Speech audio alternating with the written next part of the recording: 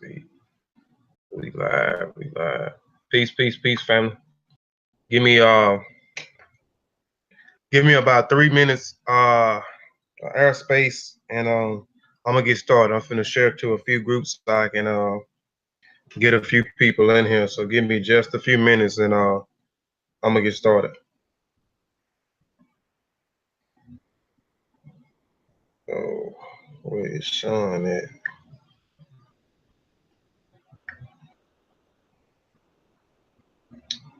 I gotta go back in and find it.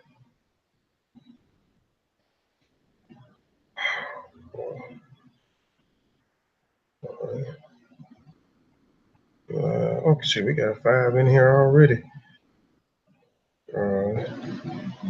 Y'all, like I said, those that just popped in here, give me just a few minutes and I'm gonna get started. I'm finna share to a few groups. Seeing Sean was supposed to be in here already sharing the stuff to the group, so I can just go ahead and jump straight into the presentation. But my apologies, give me a few minutes. He washing his car. See, and he told me to start at 3 o'clock.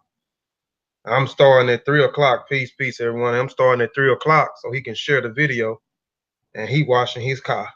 But y'all, please give me about 3 minutes and I'm gonna get started. Let me share to a few groups and get a few more people in here, and I'm gonna jump straight into it.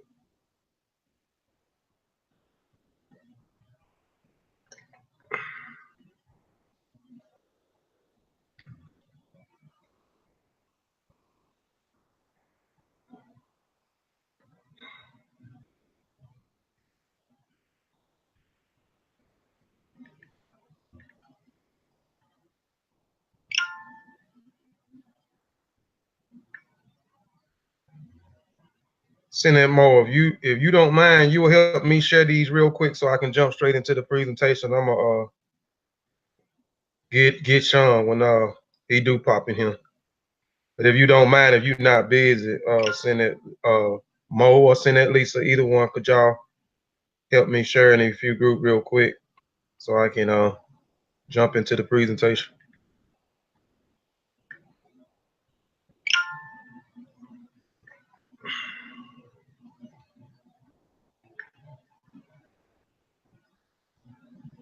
There are people, they very impatient. They'll pop in and then ain't nobody starting nothing. They'll pop right on out.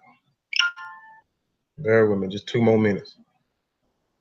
I think I already put it in here. There you go. You finna share you finna share? I got you, man. Go in here, brother. All right, well, I'm finna go and get started. I sure was snap. Because I done shared about 3 groups. Yeah, I just, you know what I'm saying? Yeah. All right, so family, we finna go on and get started. First I wanna say ETM Hotel, Duau, Hekanu in Amin Ra Kwa E Sekum, Fatmu Iwa Pele, Fatmu Alafie, Modupe, Igungun, Majube, Ibai, Igungun Kiki, Igungun. Always have to give honor and praises to the ancestors before I get started. Brother Sean and Brother Nahisa, do y'all got anything to say before I jump into the presentation?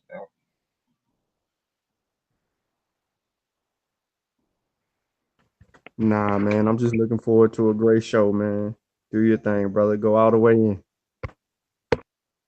Yes, sir. I appreciate the invite. Just do your thing. All right. Well, we finna get started. I may have a few hold on, I'll say it a bit. Let me share my screen real quick.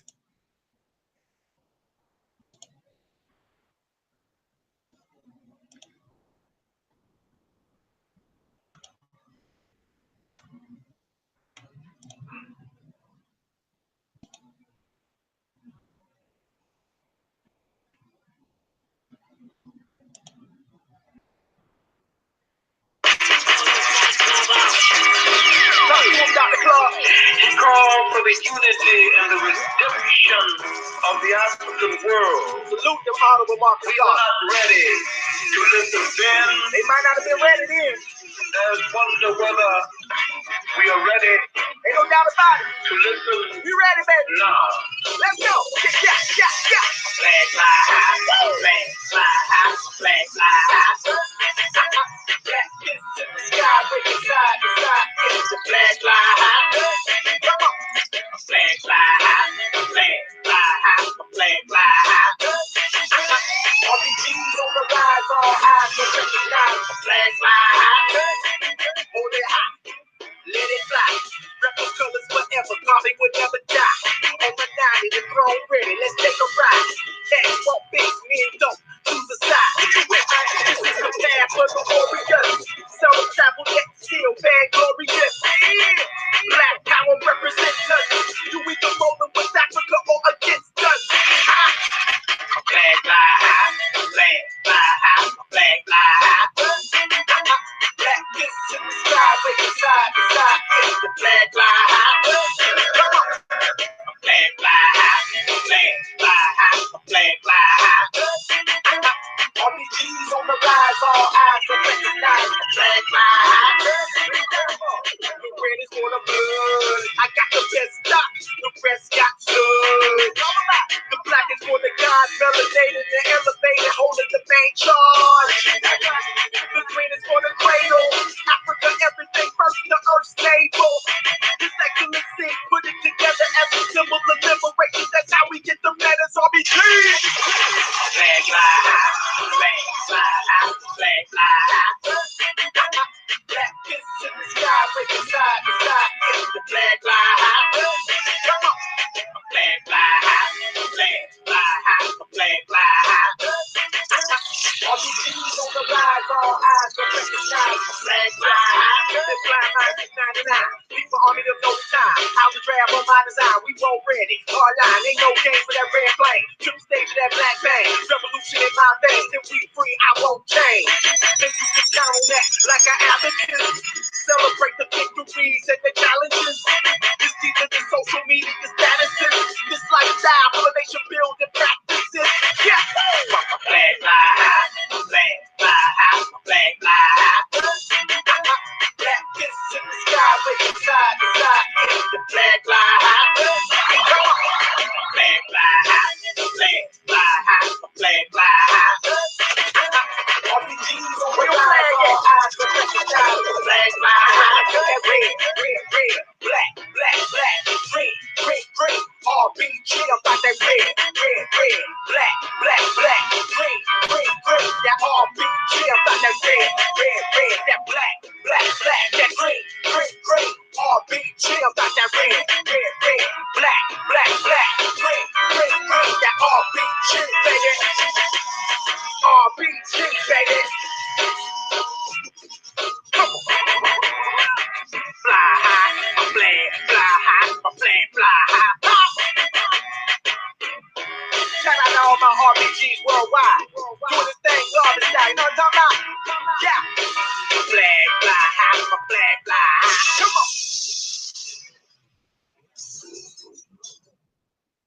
Flag fly high, flag fly high, flag fly high.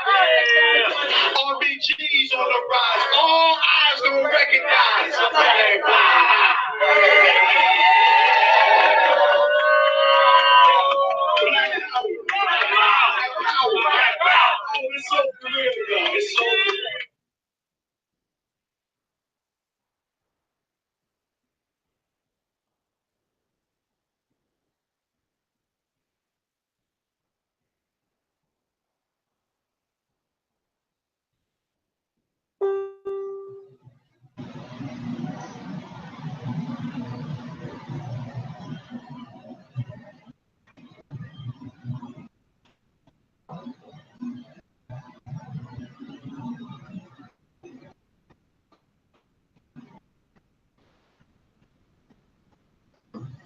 Flag still flying high. All right. Today's presentation is called Black Seminoles, Africans who escaped South Carolina and Georgia rice plantation. This is like another part of the presentation that I did last Sunday on the Massa Warrior Clan channel called Who is the Gullah people and Who is the Gullah people. And I hope everybody that's watching now watch the seen that presentation. So if you've seen that presentation, you'll be able to keep up with this presentation, because I'm going to talk about the Gullah people, which the Gullah people are the Gullah people who are from Central Africa, um, from the Dongo, who the Portuguese call Angola now. And the word Gola, the Gola people comes from Central Africa, who migrated into West Africa, and they migrated into West Africa, the Ivory Coast, Guyana, and then majority of them populated Liberia and Sierra Leone, and they became masters in cultivating rice in Liberia and Sierra Leone. So just if you looked at that presentation, like I said, you'll be able to follow this presentation, because we talked about with that presentation, the Gala people is nothing but the Gula people. And now we're going to talk about some other things that happened on the plantation in South Carolina and Georgia. These people actually revolted also, and we're going to see when they revolted, where did it go, and what happened in time as these people revolted. Some of the Aboriginal people probably going to put a bullseye on my head, put some bread on my head, because I'm going to be talking about a few things dealing with the Indians. Because when you talk about the Seminoles, the first thing comes to our mind is the so-called Native Americans. So I'm going to start from before I get to the Seminoles, before I get back to the Gala people. I want to try to paint a picture and go back in time before the revolt happened, before the Black Seminoles even came into existence. So I'm going to walk y'all back in time and then walk y'all all the way up to the Black Seminoles, to the Black Revolt. What happened after the Black Revolt? What happened to them in Florida? How did they end up in Florida? How did they ended up in Oklahoma? How they ended up in Mexico? And then how some of these guys ended up serving in the military after the Civil War and so forth. So let's get started. Before we go to war, this is a phrase that my Massa War brother, Ini Haret Sean Calfani, coined the phrase, let's go to war. So anytime you see anybody from the Masi presenting information, this is our warrior chant before we get started. So here we go.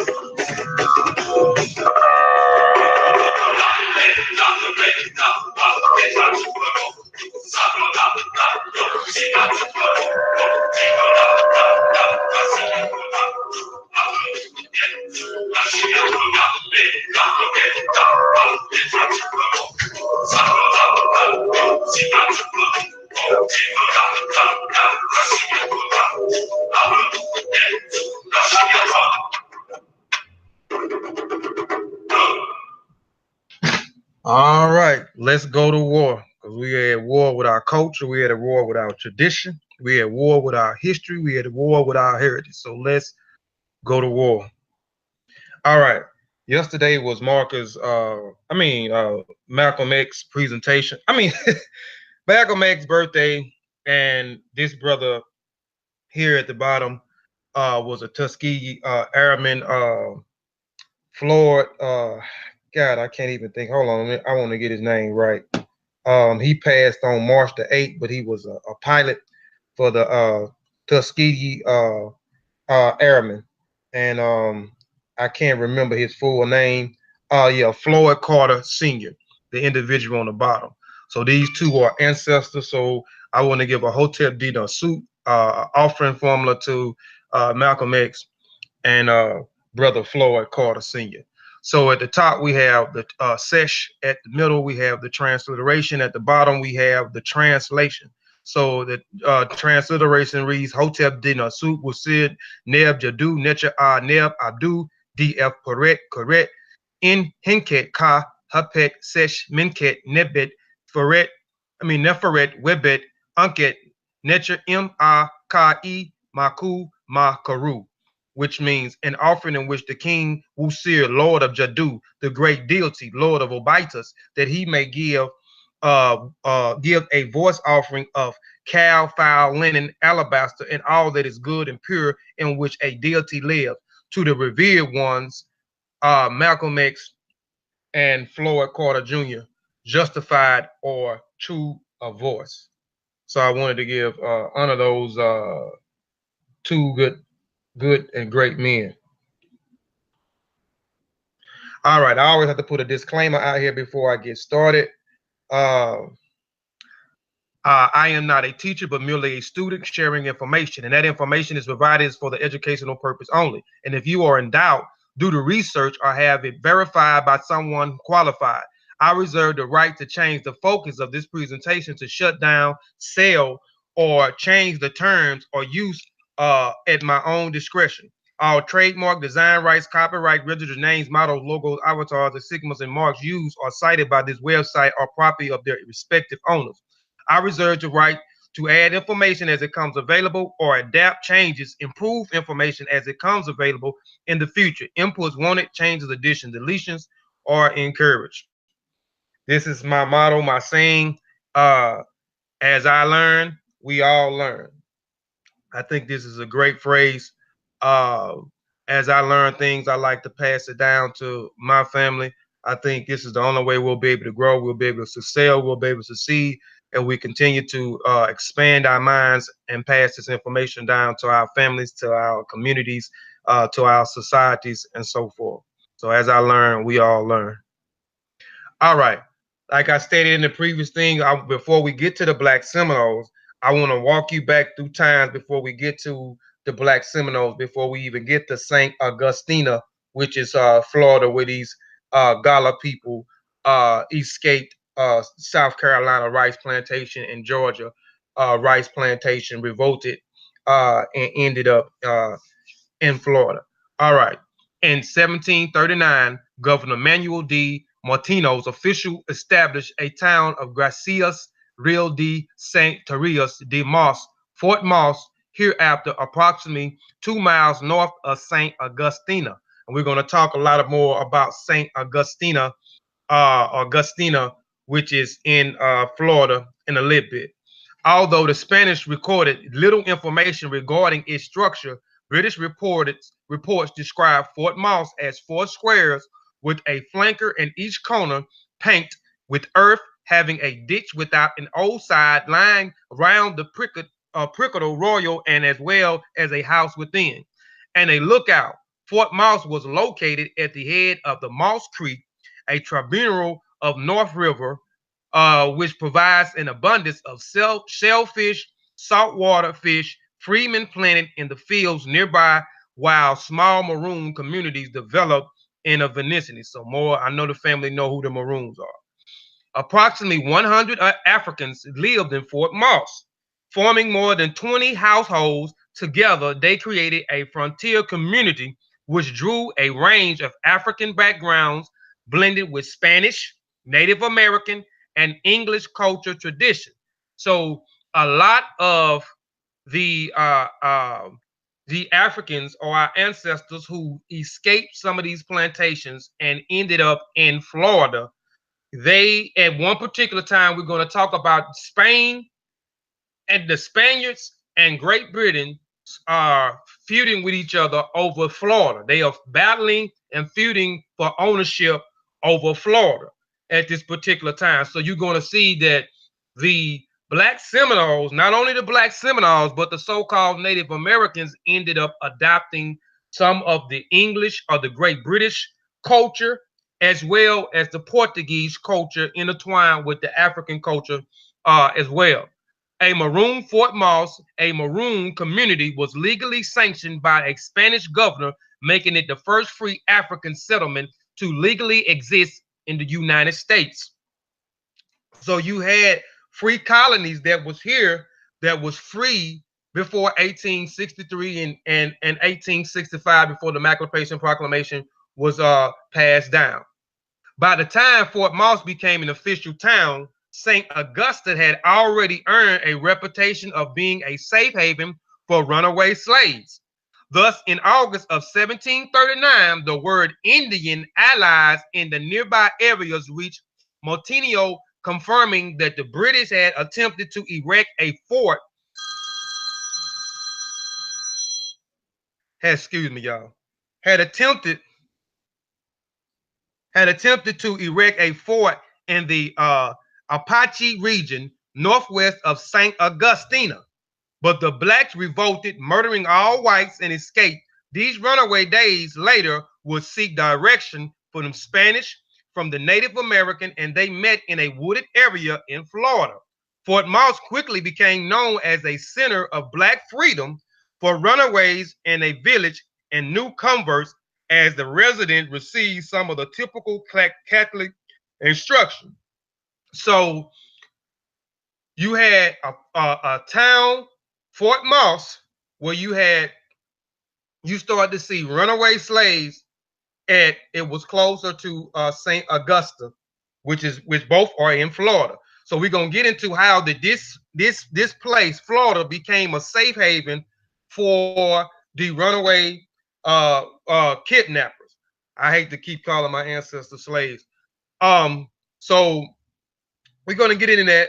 We're gonna talk about that. Why the Spanish or the Spaniards made designated Florida as a specifically place, if they escaped, that this will be a free land for those who escaped the plantations. In the following year, Georgia Governor James Thorbus invaded Florida, wreaking havoc on Spanish communities in a territory. Although Governor Thorbus, if I'm saying his name right, invasion was unsuccessful, many Spanish forts and settlements were destroyed, including Fort Moss. For the next 12 years, inhabitants of Fort Moss lived among the Spanish in St. Augusta, a small Maroon community that existed in the wooded areas surrounding Fort Moss. Were forced to flee further into the woods and join other Maroon societies or other Indians settlements. And you're going to keep seeing that the British is feuding back and forth with the Spaniards over this particular region, which is Florida. We know Fort Moss as well as St. Augusta were two safe haven places for our ancestors.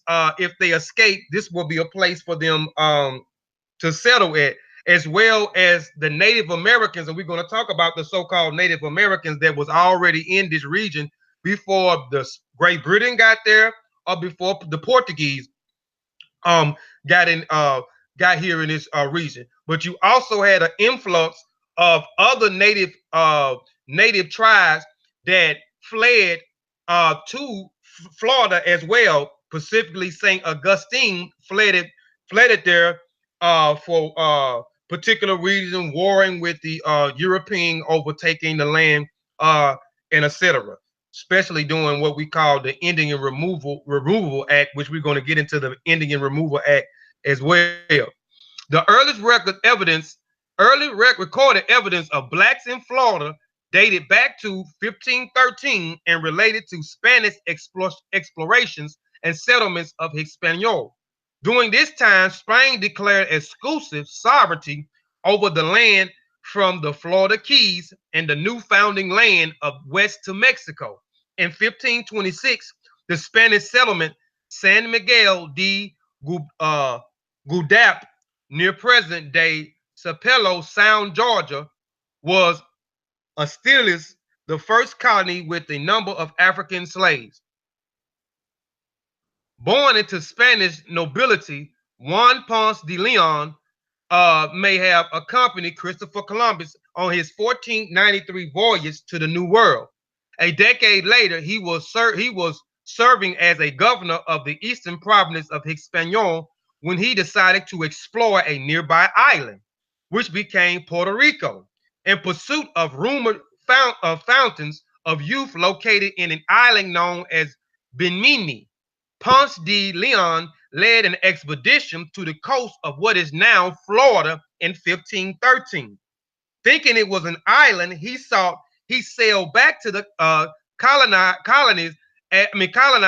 the region in 1521, but was fatally wounded in an Indian attack soon after his arrival. So there was already Native Americans before this individual here, Juan Ponce de Leon, explored Florida and then came back later on, and then he eventually colonized Florida in 1521. And we're going to talk about some of these Indians that was there before, so-called Native American tribe that was there before Juan Ponce de Leon arrived there. All right, the Spaniards almost immediately became aware of the potential danger of the alliance of non-whites in Florida. As a result, special legislation prohibited blacks from living and trading with Native Americans. However, due primarily to harsh living conditions worsened by diseases and starvation, many slaves joined the Guale Indian Rebellion, setting fire to the settlements. Rebellions eventually destroyed the colonies. Those Africans who participated in the rebellion was assumed by the Spanish to have migrated to remote parts of Florida and blended into the Native American community. So, doing this individual, Juan Ponce de Leon, he encountered these Indians, these Indian tribes that they call the Guale Indians. The Guales no longer exist as a distinct tribe. They merged into the Creek and the Yosemite tribes after a devastating smallpox epidemic. Most Guale descendants live among the Creeks today, although some may have retreated into Florida along with members of the southern tribes and ended up joining the Seminole Nation. The Spaniards will continue to be unsuccessful at establishing a permanent settlement and a foothold in the southeast until 1565, when Pedro Mendez de Averas established San Augustus. So I'm gonna stop. So when Juan Ponce de Leon came in, he discovered Florida. He came back and colonized it. So they had problems warring with these Guale Indians and trying to set up a settlement there. And in 1565, you had Pedro, who came in and eventually set up a settlement, and he set up what is called San Augusta, which present day became Saint Augusta, which is in Florida. And among the Timucuean Indians, the Mendez was granted permission through a royal charter to import 500 slaves. However, according to Landry, evidence suggests that fewer than 100 African slaves may have accompanied the first settlers. The Guale Indians would continue to resist Spaniards' encroachment and control throughout the 16th century. So the Guale continued to fight the Portuguese or the Spaniards as they tried to set up settlements.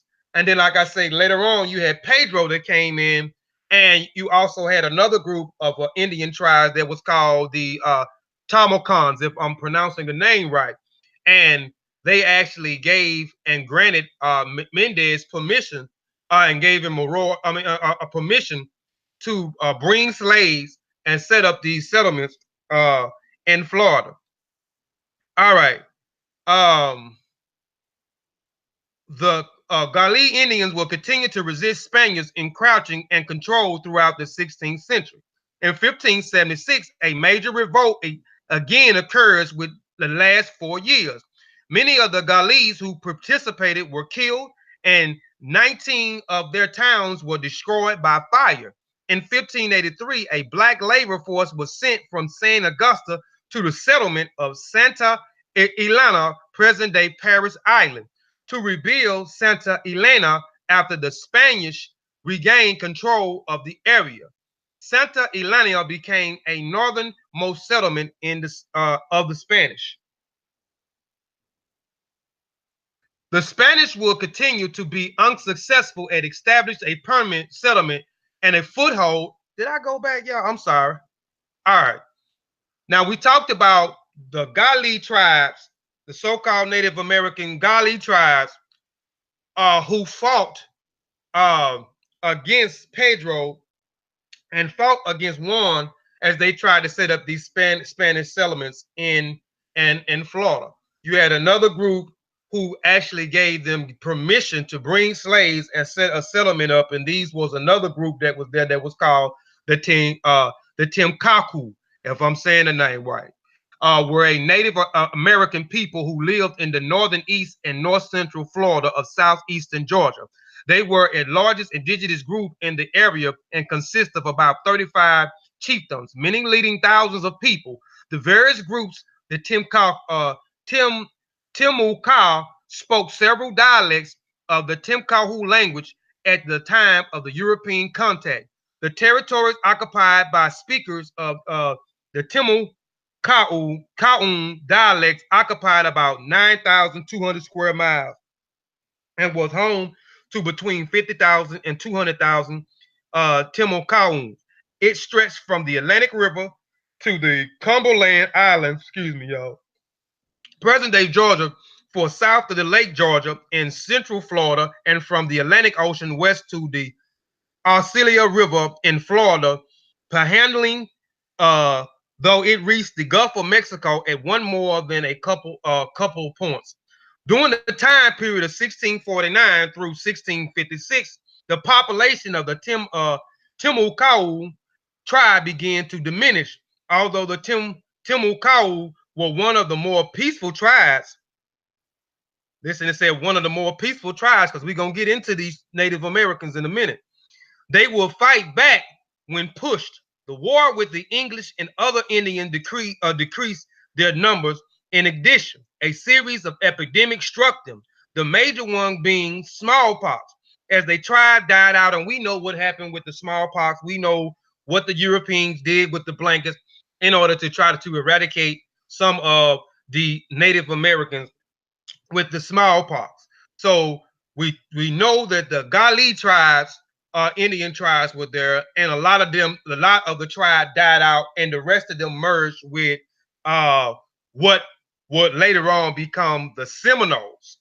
And also they merged with the Creek people, which the Creek Nation is one of the 5 civilized tribes. There was numerous of Indian tribes, but the civilized tribes, as the Europeans called them, the 5 civilized tribes, we're going to get into the civilized tribes, and the Creeks was one of the so-called Native American civilized tribes. They wasn't civilized at all, neither. Began to diminish. Although the Timucueans were one of the more peaceful tribes, they will fight back when pushed. The war with the English and other Indians decreased their numbers.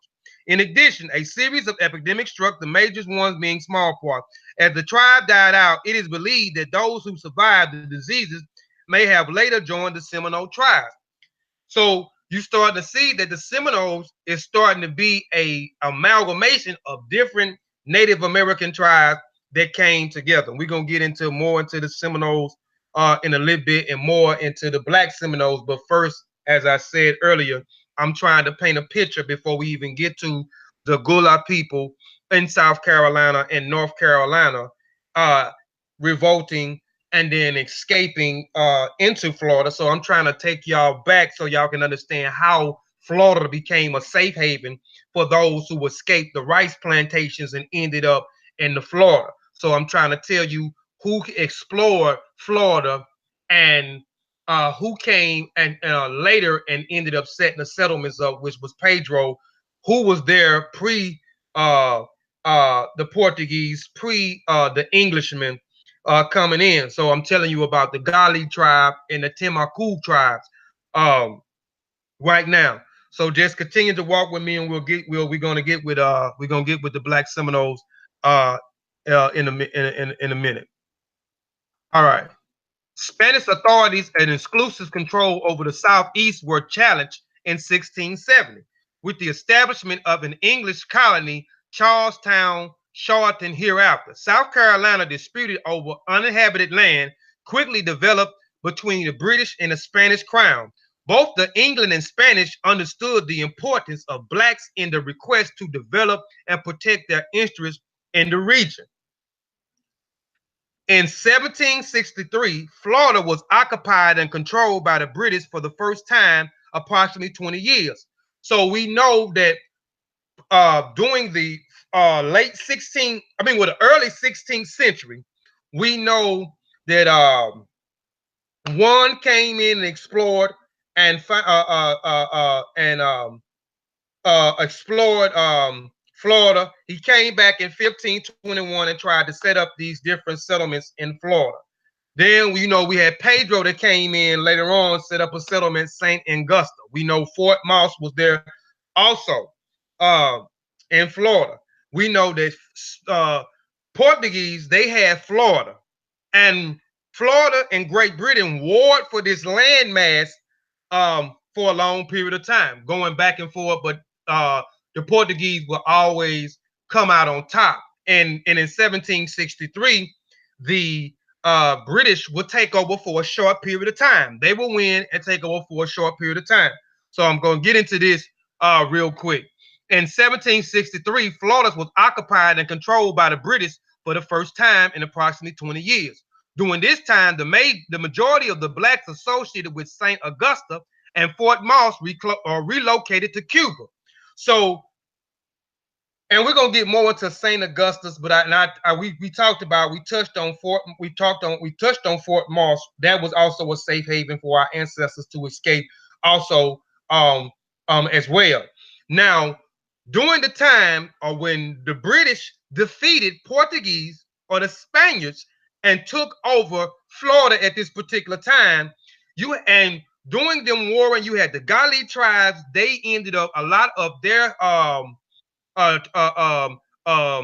places was burnt down and destroyed, as well as them resisting and burning down certain settlements of the Spaniards, the British, and so forth. Now, when the British took over, a lot of the blacks, those Africans, and they relocated to Cuba at this particular time, this short particular time when the British defeated Spain and took over for a short period of time. In 1784, when the British returned, black also returned. However, many blacks returned who were occupied from Fort Moss is not known. Fort Moss was never reestablished. Remember, they came in and burnt down a lot of Fort Moss and other different settlements that these Africans had escaped to. Thus, the black community of Fort Moss remained scattered, although the Spanish returned and established control of Florida again. So now the Spanish has come back in and taken control back over Florida. So British had it for a short period of time, but they feuded and warred against each other for a long period of time. And then, farther as we get into the presentation, you're going to see the United States is going to want Florida. So now the United States is going to try to war against the Spaniards as well to try to take Florida. blacks had begun to establish a close relationship with the Native Americans in the regions who had by now began a new Indian nation known as the Seminoles. Black maroon settlements were established in a close proximity to the Seminole settlement, villages and towns. In time, they became known as the Black Seminoles. Black Seminoles would eventually come in contact with Fort Moss descendants through trade, thus exposing Black Seminoles in Florida to various aspects of Caribbean culture.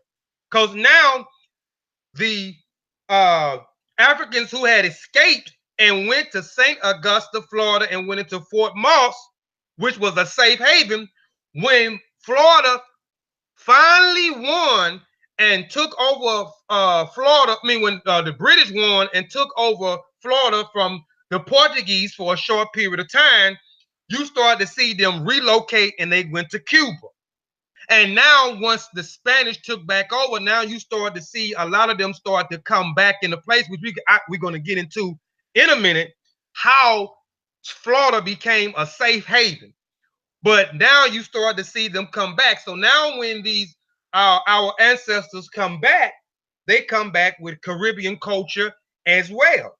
So the Black Seminoles, and we know the Seminoles are amalgamations of different tribes, the Timucueans, the Guales, the Chattawings, or Chattawans, or whatever the name is, the Creeks, and some other different tribes who became the Seminoles. And these Africans who escaped these plantations begin to mingle with these Seminole, mingle with these other different Indian tribes. But we're gonna get into some of these so-called civilized Indian tribes in a minute. We're gonna see what's going on. Did they own slaves? Did they own African people? Did they own African people? We're gonna get into that in a minute. All right. The Black Seminoles would eventually come in contact with Fort Moss descendants through trade, exposing Black Seminoles in Florida and various aspects of Caribbean culture, particularly material culture. From the initial arrival of the 16th century, blacks began to ascend from Europe authority and establish maroon society in Florida wilderness. As the Spanish began to establish settlements and control Florida, blacks began to increase in numbers. In the 16th century, Spanish control of the region was threatened with the establishment of the English colony in South Carolina. In 1686, the Spanish officials' interest in maintaining control in the southeast began to encourage runaway from English settlement to the colonies. So now you start to see a lot of the Portuguese starting to encourage those from North Carolina and Georgia to run away to Florida. And if they make it to Florida, this will become a safe haven because the Spaniards got tired of warring back and forth with Great Britain. So they were trying to align themselves, which they did align themselves with the Timucuean tribe. And the Gullah or the Guale Indian tribe resisted them, but the Timucuean tribe actually gave them permission to bring slaves as well as set up settlements. So now the Spaniards are trying to align themselves with our ancestors as well in numbers to continue to fight and keep a hold on Florida because they wanted to continue to keep Florida for themselves. So those runaway slaves who remained in Florida wilderness established communities and relationships with both nearby Native Americans and Spanish authorities. They developed an African-based culture which incorporated Native American and Spanish culture. So a lot of them adapted to some of the Native American culture. This is why you start to see a lot of people now start to say that we are Aboriginal people, we are Native American, and we're not African, which that is incorrect. We are African people. And we know that the Native American are genetically stock of the Asians. The Asians from Northeast Asia, and that's a whole other story that we can go in. That's at a whole particular time. So you start to see that our ancestors start to adapt and take on some of the Native American. We're going to get into this, especially with the dress wear and other specifically things, as well as adapting to some of the things with the Spanish, and then later on, Great Britain because Great Britain had a hold on Florida as well. So they adopted some of the things from the Englishmen as well. And then we're going to go into this presentation later on and see how through time, these particular people even forget their African heritage that ended up basically copulating with the Native Americans. And we're going to get into that whole thing of copulating and so forth, but copulating with the Native Americans. And we're going to see who is a member and who became actually actually a citizen of these tribes, because a lot of our ancestors that escaped were members. They were not actually citizens of these so-called Native American Indian tribes, but we're going to get into a little bit later as well. We're going to break down what, because they did enslave us. So we're going to break down what kind of slavery it was. We're going to break down what determines a citizen from a member. We're going to break down how these people actually through time, they begin to forget that a lot of the people, our ancestors escaped and went into St. Augusta, which is Florida, and Fort Moss that went in through later time. So we're going to get into all of that. Let me quit rambling. But the runaway slaves remained in Florida, which has established community relationship with both nearby Native American and Spanish authority. The development of African-based culture incorporated Native American and Spanish culture. Although they lived close proximity with Americans, they maintained a closer identity with West Africans. These cultures included material objects and pottery and object scripts as well as language. As early as 1739, fugitive slaves were settled at Fort Moss, which we talked about Fort Moss on the earlier side, St. Augustus and Fort Augustus and Fort Moss. We know who established those regions. Now we know why the Spaniards aligned themselves with our ancestors, because they wanted to keep a foothold on Florida. So they encouraged and those in South Carolina and Georgia on those rice plantations to revolt against their slave master, try to escape the plantation. If they escape the plantation, they have a safe haven to go to. They will protect them from the slave master. They'll protect them from Great Britain, the Englishman, the European. Blacks agreed to help defend St. Augustus from outside European invasion in exchange for certain liberties. The protection served three primary functions. The main of the social strategy relationship with Spanish to maintain a Spanish foothold in St. Augusta, as I was saying, and in advanced blacks within the Spanish society. The Spanish provided food until the first crops were harvested, and a priest for religious instructions, and established a military unit. Arguably, Fort Moss was the first free black settlement in what will become the United States of America. At Fort Moss, blacks would also create a culture that wove together African, Native American, and Spanish elements.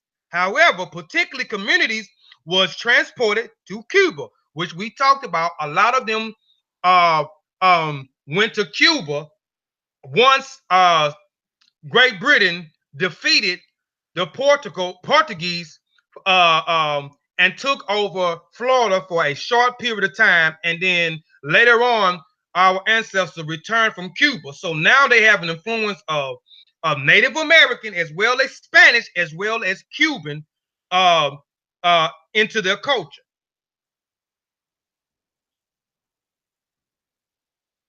All right. Where I'm at. All right. Fort Moss black also created culture Native. All right. Over time, runaway slaves began to prosper and increase in numbers. All right. Now let's get into the Stono Wars. We're gonna get into the Stono Wars, and then we'll go back into the Native Americans, the so-called civilized Indian tribes. We're gonna go more into the Black Seminoles and so forth. But now I'm going into the Stono rebellions, because remember, the Spaniards started to encourage those on the rice plantations to revolt against their slave masters and escape to a safe haven. If y'all escape and get to Florida, we will keep y'all here and we will protect y'all from Great Britain. But y'all have to align yourself with us so we can keep a foothold on the on this particular region. So the Stone Rebellion in 1739 occurred in South Carolina. And again, if those who have looked at my who is the Gullah people and who is the Gullah people and who is the Gullah people, then you understand who is these people on the rice plantations. You know exactly who the Gullah people is.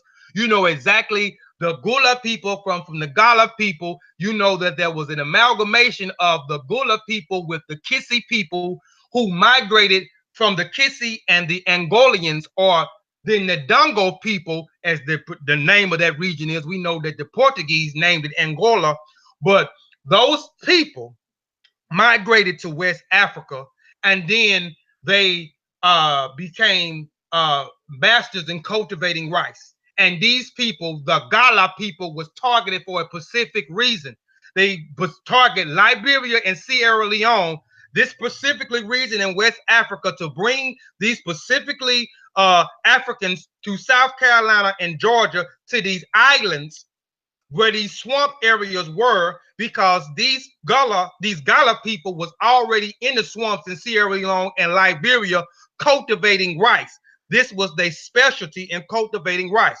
And we was immune to a lot of the diseases, preferably yellow fever as well as malaria.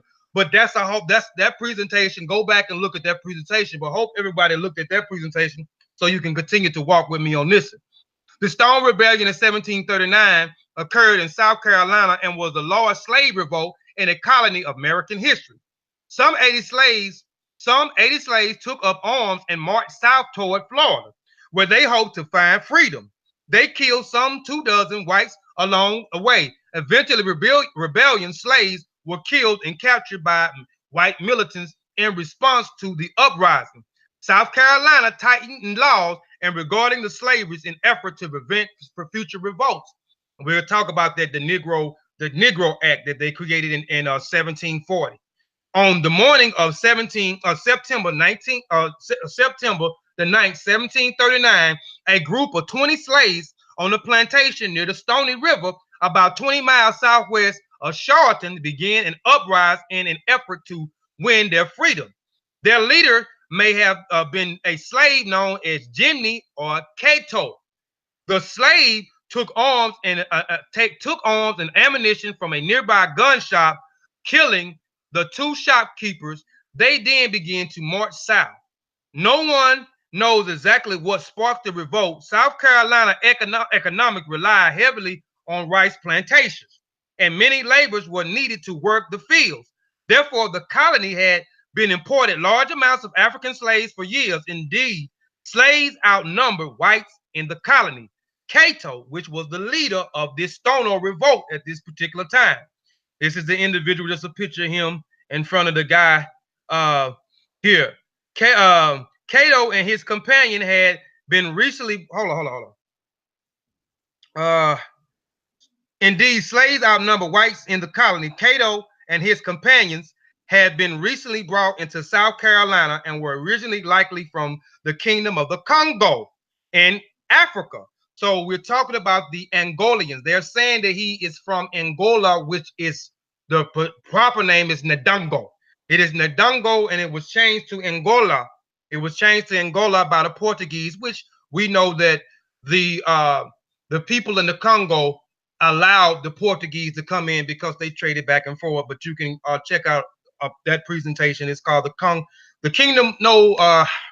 You check out the whole series. I got a whole series on the Congo, the Congo and the king. I mean, the kingdoms in the Congo. Check that one out first, and then check out the Portuguese in the Congo. That's the one where I'm talking about the Portuguese coming into the Congo River and establishing trade with the Congo, and then eventually kidnapping, or not actually kidnapping, but started trading bodies to the Portuguese to go on the sugar plantations. But check that presentation as well as the warrior king, the warrior queen of Ndongo, which is in the Congo. All three of those is a series on the Congo and it'll elaborate a little bit further on Angola and the Congo. So he is a Gullah. So Cato is a Gullah who came into or was kidnapped and brought to Bunks Island and then went into South Carolina and Georgia. And then they created the Gullah, became the Gullah people. All right. Okay. Now here is some landmarks. Now these are some of the landmarks here of the Stono Rebellion. We know, okay, I just read it.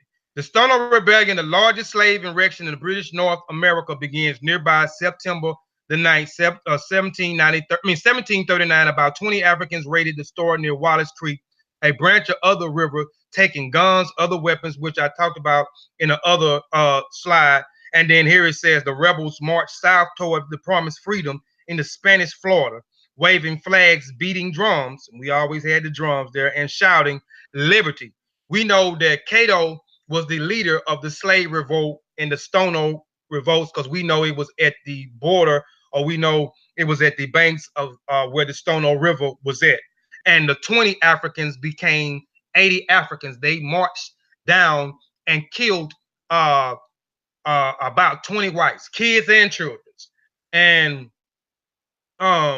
later they was captured by these white militants, and a lot of them was executed, heads were cut off, and so forth. But the 20 Africans, it became 100 and some Africans.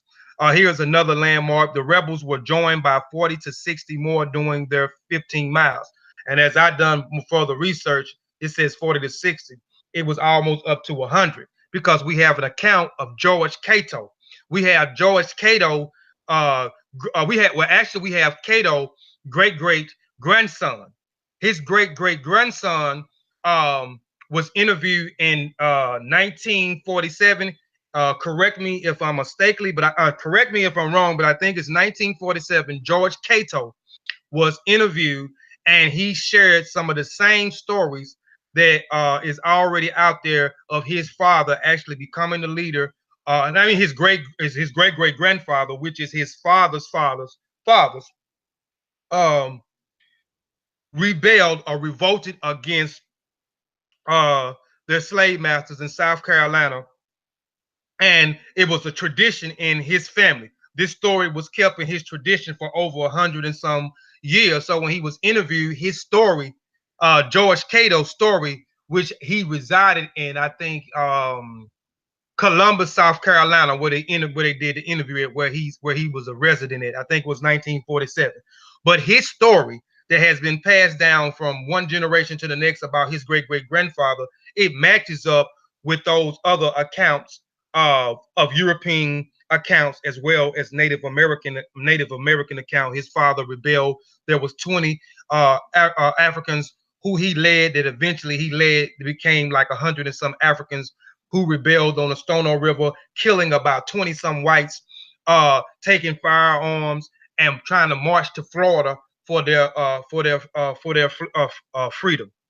So it just says killed at least 20 whites but spared others. The rebellion ended late in the afternoon when the militants caught the rebels, killing at least 34 of them. Right, it killed about 30. It says for between 34 to 44. Just me doing a little bit more extensive research. Between 34, it says 34, but most of them, the consensus said 44. Most who escaped were captured and executed. Any forces to join the rebels were released, and some was released because during them marching, some of the ones was actually our ancestors actually started hiding some of the slave masters, and they eventually found them, killed them, and then made them come and be a part and march with them to their freedom. So the ones that hid their slave masters were trying to protect them, and then was forced to march with their kindred.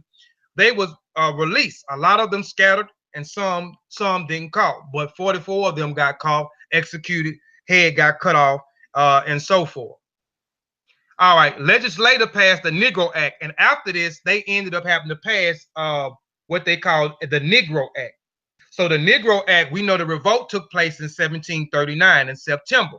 So they had to pass a Negro Act because these these Englishmen that was in South Carolina, that owned South Carolina rice plantation and Georgia plantation, man, this revolt had shook them, man. I mean, it shook them all the way up until 1865, until the Civil War. 1861, excuse me. So it shook them. So they had to put something in place. They had to pass some type of law. So they passed this the legislature passed the Negro Act the next year, in 1740, to tighten control. It required a ratio of 1 white and 10 blacks on a plantation. Further, they prohibited slaves from growing their own food, assembling in groups, earning money, or learning to read. And Cato was actually the one that did the revolt, that was the leader over the revolt. He was taught by his slave master how to read and write. So now, after this, you start to see things in this Negro Act that they started to make it illegal, to continue to make it illegal and ban. You cannot teach your slave how to read and write. So this was something that was in the Negro Act of 1744, as well as do not teach them how to read and write. Do not teach them how to be literate. Provisions based on assumptions that white could effectively judge black character. For instance, whites were empowered to examine blacks who were out without passes and to take action. The legislation worked to reduce the cause for rebellions, establishing penalties for masters who demand excess works or who brutally punish slaves. These provisions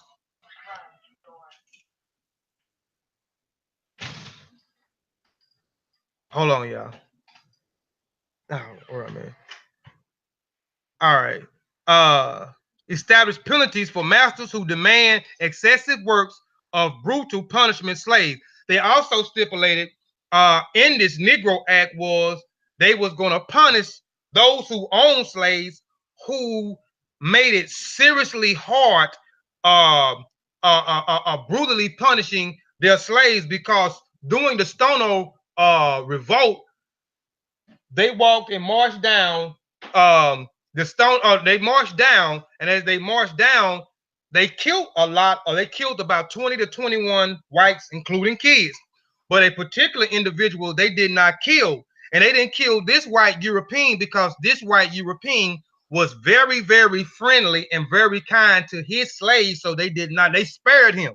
So they seen that, so they took that in account. So they made it a law in this Negro Act that you could not brutally punish, and they did, which, a lot of them didn't enforce. The Constitution laws did not testimonies against whites.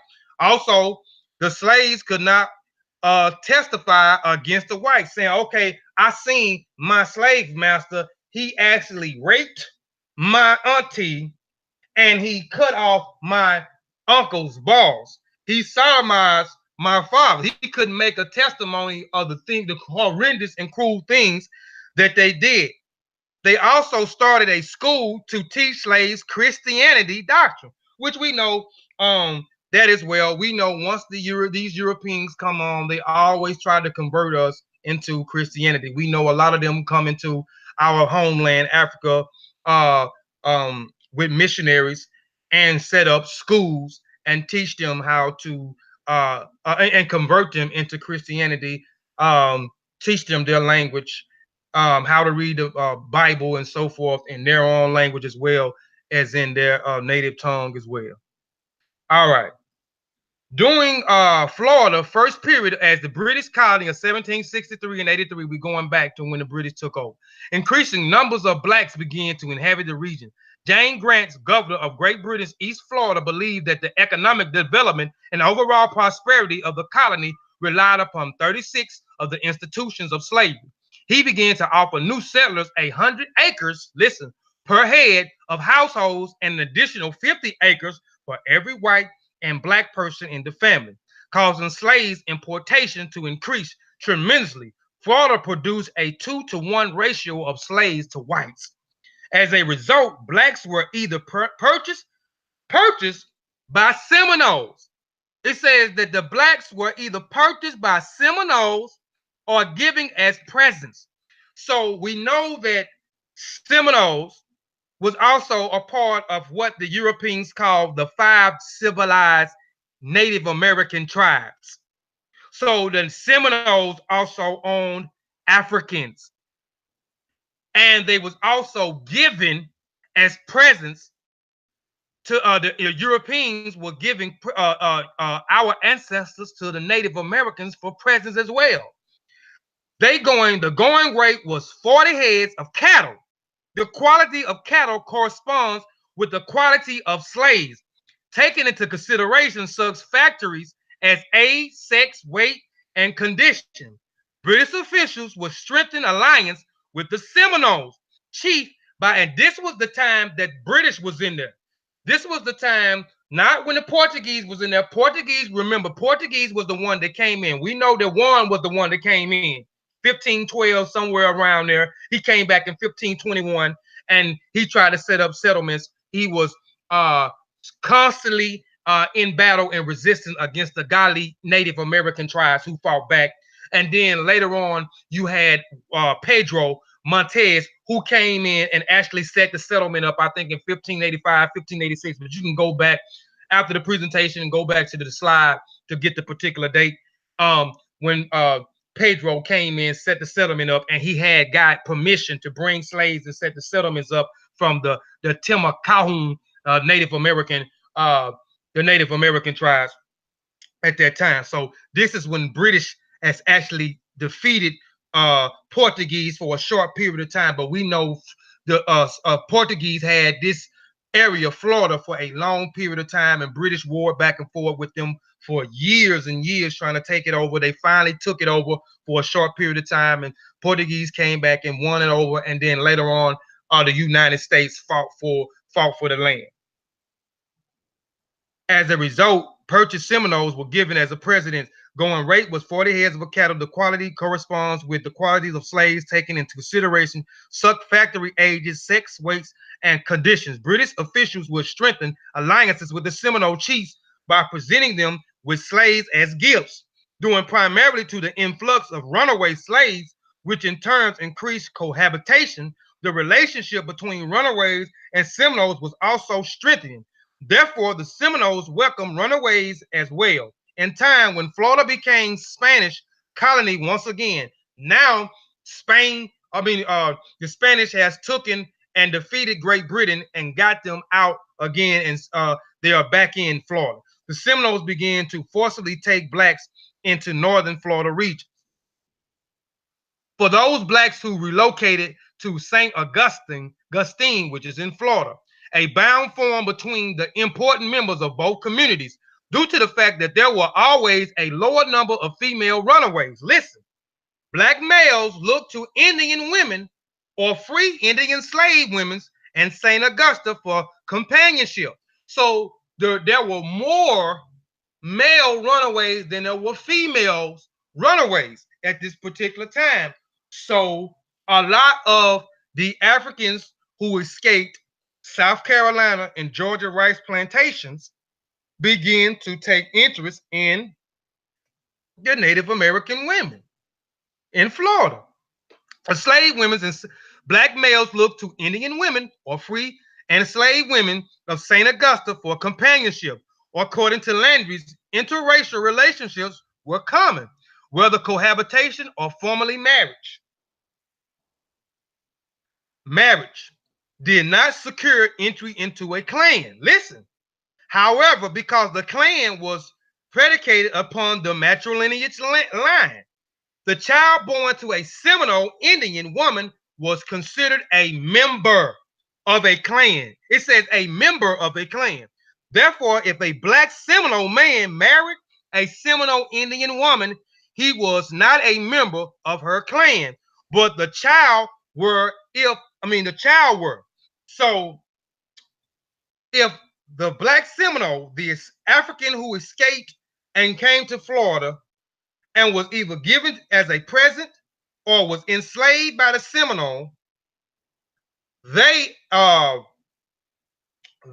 actually could marry the Native American woman, but the black Seminole could not be actually a citizen of that Native American tribe, but his child could be, because he had a child by a Native American woman, because they rely on the matrilineal line, so that child that they bear will be a citizen of the Native American. He will be considered a Native American, and the African who escaped will be only a member.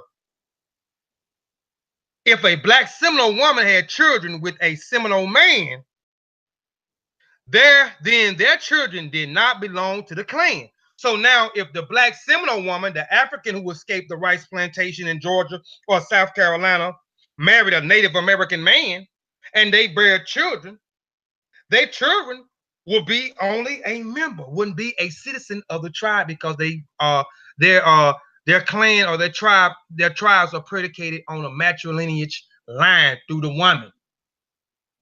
For the most part, black Seminoles were not included in the clan system except when needed for classification purpose. During the 18th century, the majority of slaves arrived in Carolina came from West Central Africa, which we talked about, and who is the Gullah and who is the Gullah people presentation, including Angola, Senegambia, Windward Coast, which is Liberia or Sierra Leone, which they are also called the Rice Coast, Sierra Leone and the Gold Coast. Of 63,401 African slaves shipped to Carolina between 1733 and 1807. Their origins were as follows: Senegambia 20%, Windward Coast 23%, Gold Coast 13%, Wada Benin Calabar 4%, Congo 17%, Angola, the Gullah people 23%. Runaway slave advertisement and notice in South Carolina indicated that during the 1730s, approximately 57% of the runaways came from the Congo, Angola, Gola. All right. During the 1740s, a percentage of the Congo, Angola runaway increased to 61%. Between 1735 and 1765, Congo native made up a majority of the former slaves listed in St. Augusta recorded to black marriage. So we're talking about the Gullah people who migrated, the Gullah and the Kissi people who migrated from Central Africa, the Congo region, and migrated into West Africa, and was taken from Liberia and Sierra Leone to Bunks Island, and then later brought into, because the owner of Bunks Island had a personal relationship with a rich merchant in the United States who sold these particularly slaves from Sierra Leone and Liberia, who had a special skill set in cultivating rice in these swamplands. So they was brought to the United States, to North Carolina and Georgia islands, where these swampy forest areas were, in order for them to cultivate rice for them.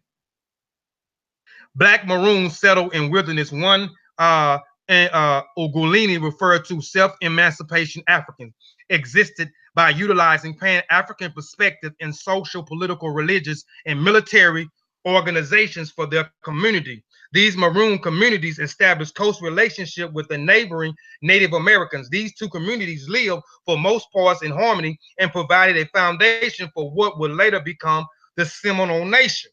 According to Ugolili, these black maroon settlements created a Dable, or a culture that paid homage to no one particular African culture, but instead recognized and showered respect of various cultures in the midst by fusing, synthesis, and combining many African cultures. And this was stating that if you go back to the who is my Gullah people and who is the Gullah people presentation, I talked about the Gullah people coming from Angola, and those people during that time in West Africa, you have the Timni tribe, you have the Bassa tribe, you have the Kissi tribe, you have the Lingi tribe, and other tribes that escape in my mind at this time. That actually some of those were small clans, African clans, African societies that actually just merged with other different African tribes and created this big African clan. So that's why they grasp upon multiple African cultures. Even when you get to the Gullah people, who is the Gullah people, the Gullah people are the only people in the United States up to today was able to keep their own African culture and tradition, because the slave master did not live on the rice plantation with the Gullah people or the Gullah people in South Carolina and Georgia due to the diseases. They were scared of those diseases, so they did not. So they lived separate. So this is why they was able to latch and keep on to the culture. So they adapted to the Kissi culture, because the Kissi come from Central Africa, the Congo region. They migrated out with the Gullah people. And then the Gullah people was in with the Kissi people, the Timni people, the Bassa people, the Kona people, the Mindi people, and so forth. By fusing various African cultures, the Pan-African ethos involved within the community. These type of Pan-African cultures exist with the minimal European interference. These Pan-African culture traits manifest themselves in a various of culture forms and disguise their communities from both Spanish society and Native American communities, regardless of their close proximity. All right, the word Seminole first appeared in a 1765 English document referred to the band of Indians in the Achu region. The originated originated from the Spanish word Seminoles. If I'm pronounced, I know I'm tearing the word up. Indians adopted it as Semolini. It evolves into Semolini and finally into Seminole, according to Klein.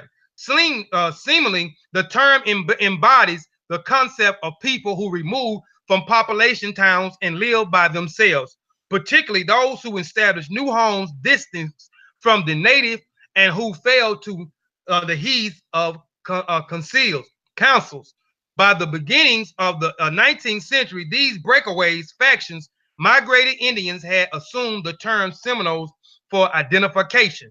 And again, the Seminoles are nothing but different tribes that ended up coming together, especially especially in Fort Moss, which we talked about on a particular side, which was a safe haven for the Africans during the early 16th and 17th century.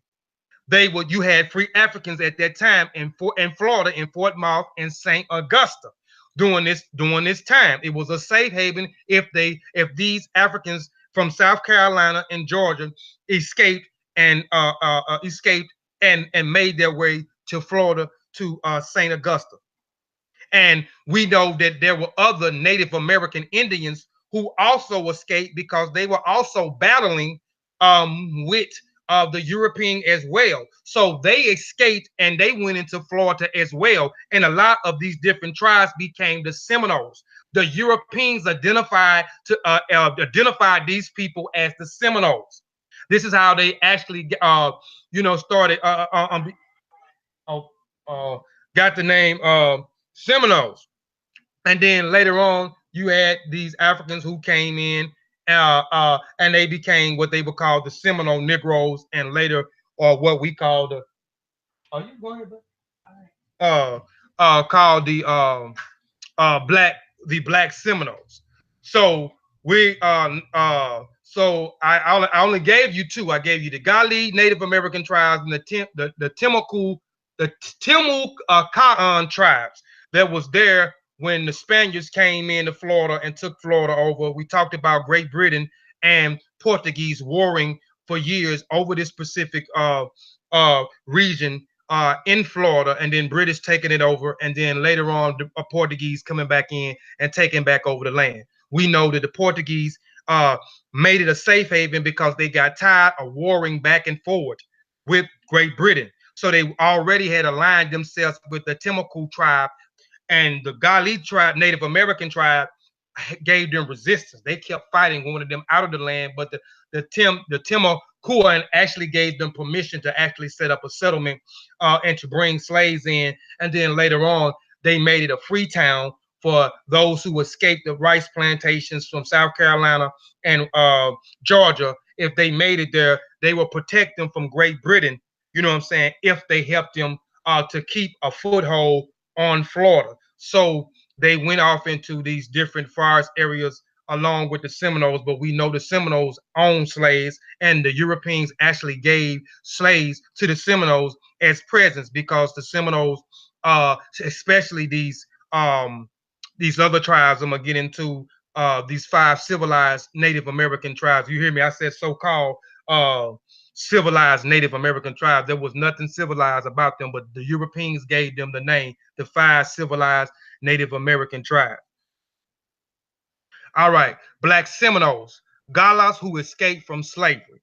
And again, like I said, if everybody that looked at my presentation, I did who is the Gullah people and who is the Gullah people, you'll be following me. You'll know exactly who the Gullah people is. You'll know exactly who the Gullah people is. You'll know who the Mindi, the Kissy, the Timney, all these other people are. You will know more about North Carolina, South Carolina, this specifically region of cultivating rice and having rice plantation. So the Black Seminoles are a small offshoot of the Gullah who escaped from the rice plantations in South Carolina and Georgia.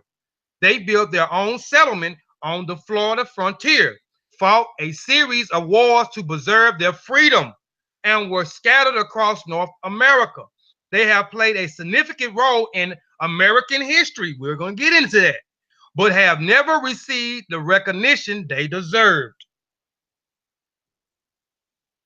Some Gullahs slaves managed to escape from coastal South Carolina and Georgia south into Florida Peninsula. In the 18th century, Florida was a vast tropical wilderness covered with jungles and malaria-ridden swamps. The Spanish claimed Florida, but they used it only as a buffer between the British colony and their own settlement territories farther south. They wanted to keep Florida as a dangerous wilderness frontier, so they offered a refuge to escaped slaves and renegade Indians from neighboring South Carolina and Georgia. The Gullahs were established there on free settlement in the Florida wilderness by at least the late 1700s. They built separate villages and thatched roof houses surrounding by fields of corn and swamp rice, and they maintained friendly relationships with a mixed population of refuge Indians.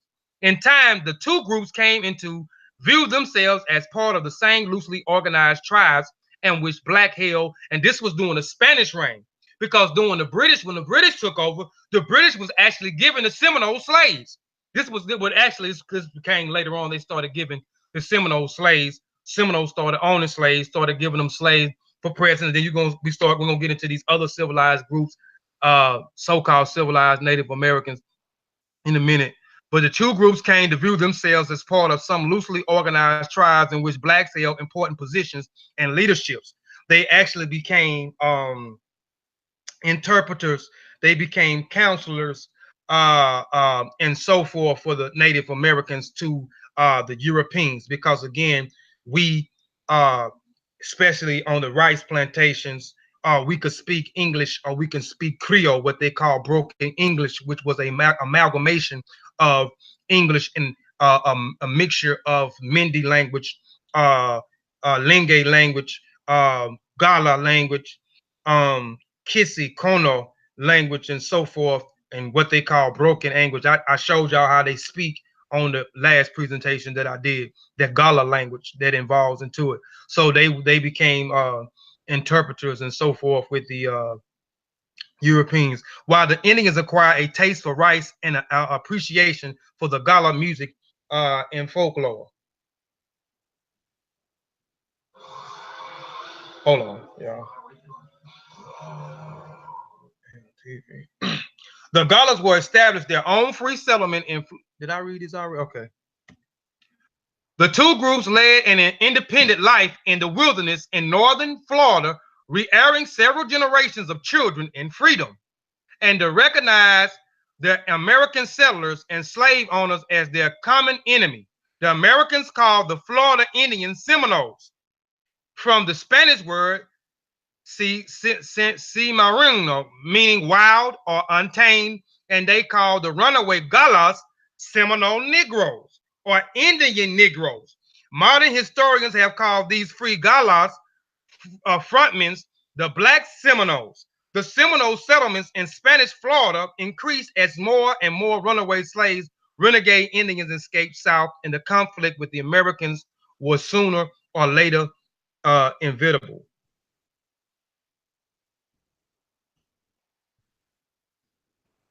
By the mid 1700s, British claimed control of the area.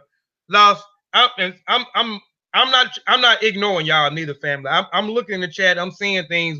I'm trying to keep the comments down on this particular presentation for a specific reason, and I'll talk about it afterwards. But I see y'all in the chat. You know, I normally greet everybody in the chat. You know what I'm saying? Talk to everybody in the chat. But Sergeant, one of my sergeants got me up on the strict rule, and my timekeeper, and some other things, because it's something we're trying to do. So, but let me get back into it. By the mid 17th century, British claimed control of the area, lost again to Spain in the end of the Revolutionary War. So, in the early mid 1800s, what Florida today was ostensibly under Spanish control, while territories to the others were held by the United States. The challenging terrain of the peninsula, especially in a tropical swampland, would make attractive of a haven for African freedmen and those who escaped slavery from the north. Cultural African people had more in common with the native nation than the European slaveholders. Both native and African culture valued families above economic profits and had a different relations to the land than the European did. So the native and the Africans, they did have a lot of similarities in their culture as well, and they did get along in a certain way. These Native Americans did own a lot of our ancestors, and we're gonna get into that. I think hold on. Oh. Throughout the shift from black settlements to the black Seminoles, villages and towns, the emancipated Africans maintained their African religious values. According to Guale, the belief trusted and relied upon the supernatural intervention of their African gods and departed ancestors for the well-being of their community.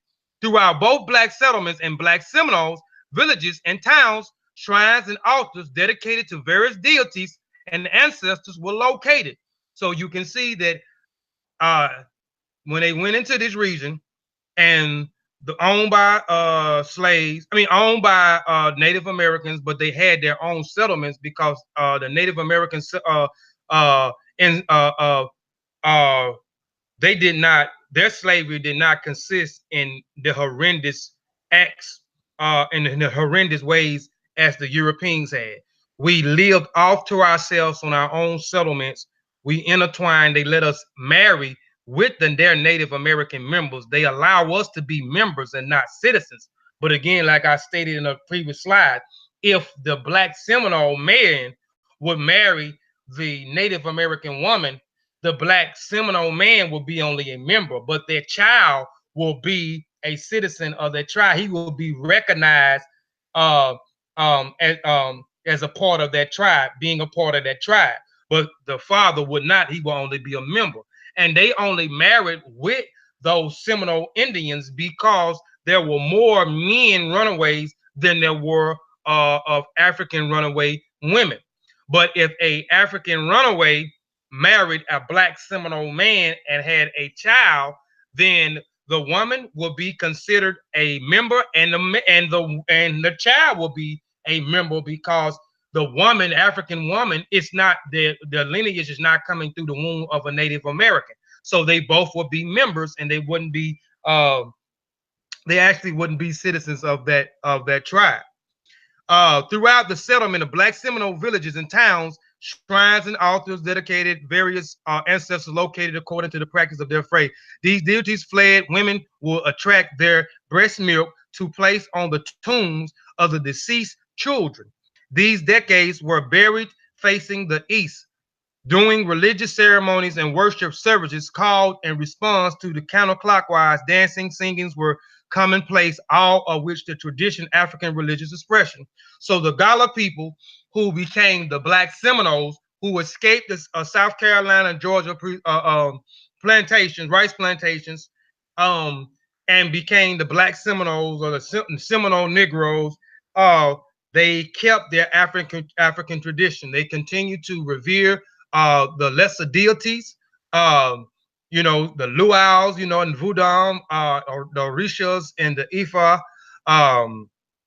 the Netchers, in the Kimatu culture, the Absalon, and Ghana, the lesser deities. They continue to revere them as well as revere and honor their ancestors. They continue to pour libations. You can see here where the woman actually extracted milk in one of the tombs to the dead deceased children, which you also can pour milk as a libation, which I talked about in one of my presentations that I did of pouring libations. I actually broke down the different liquids that you can use to pour libations.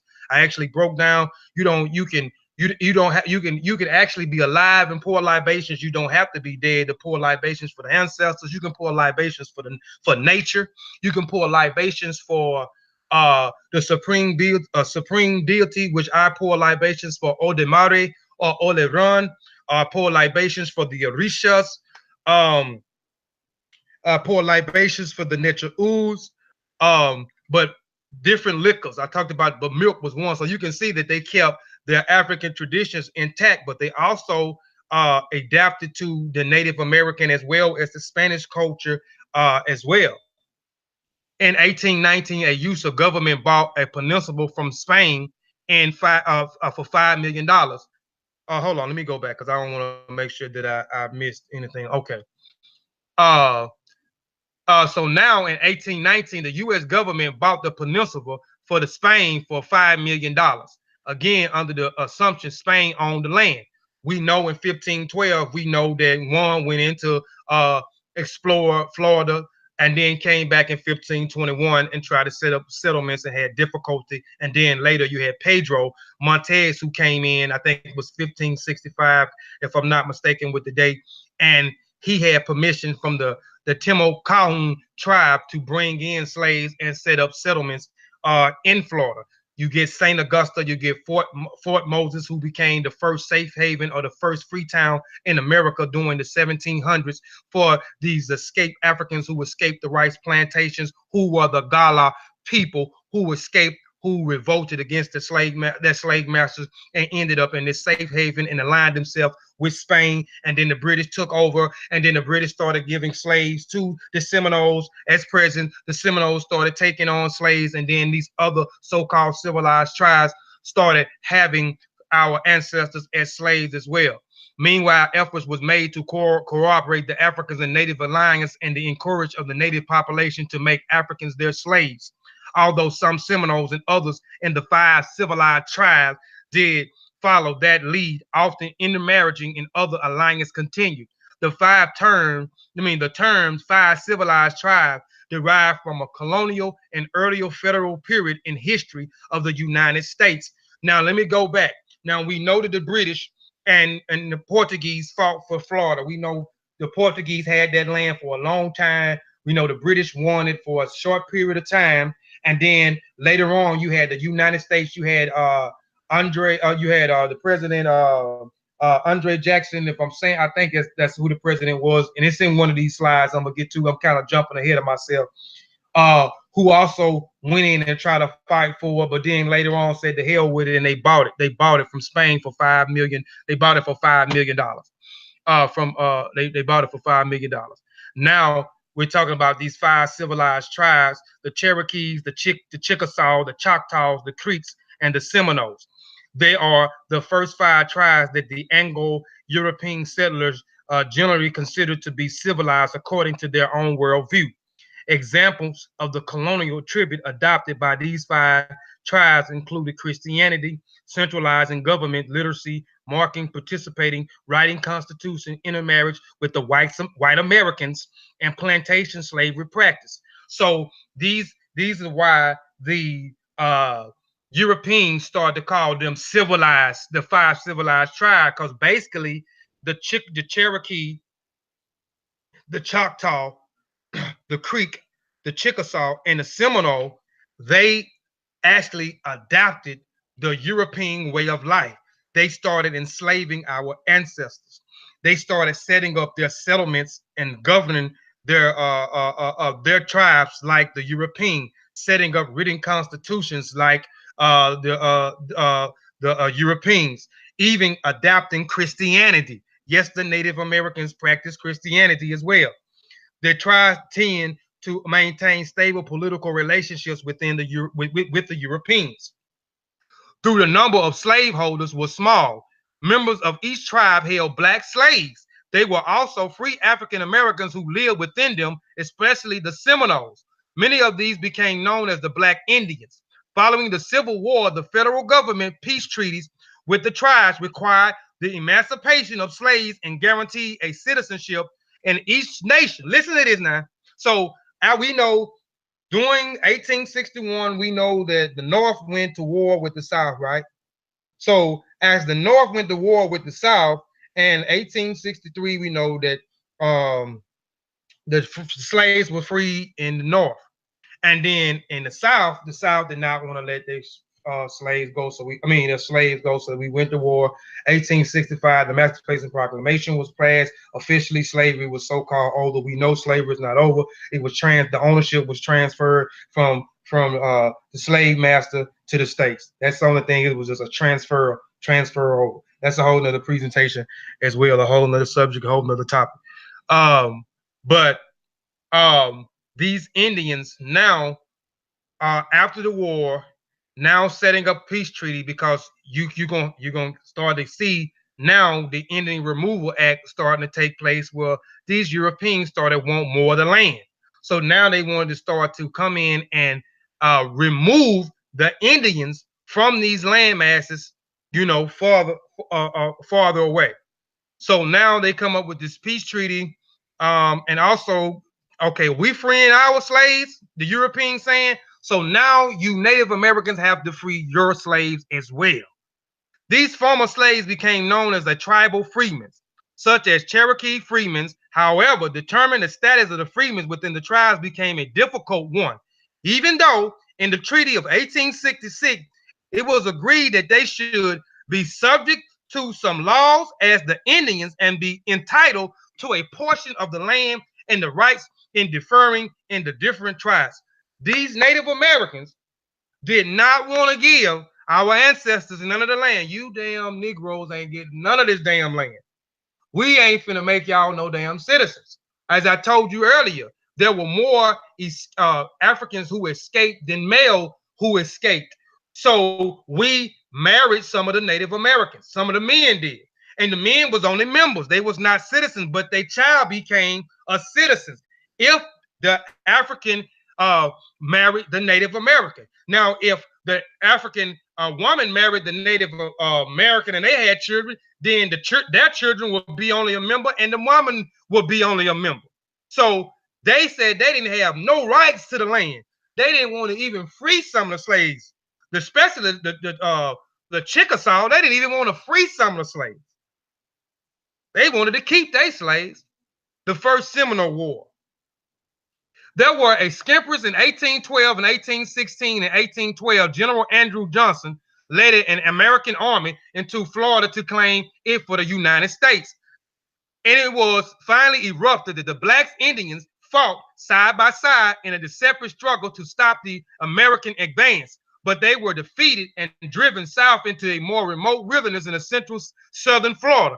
General Jackson, which later became the president, referred to as the First Seminole War as an Indian and Negro War. So this war is going to be considered the Indian and Negro War. But the second war is going to be considered something else. Some believe that it's still the ending in the Negro War, but no, it's not. It's gonna be actually an African war. It's not gonna, and I'm gonna tell you why it is considered an African war when we get to the Second Seminole War. In November 1817, a detachment of soldiers stationed in Fort Scott in southern Georgia traveled to Seminole village to Fowltown, 15 miles away, just north of Florida Spanish border.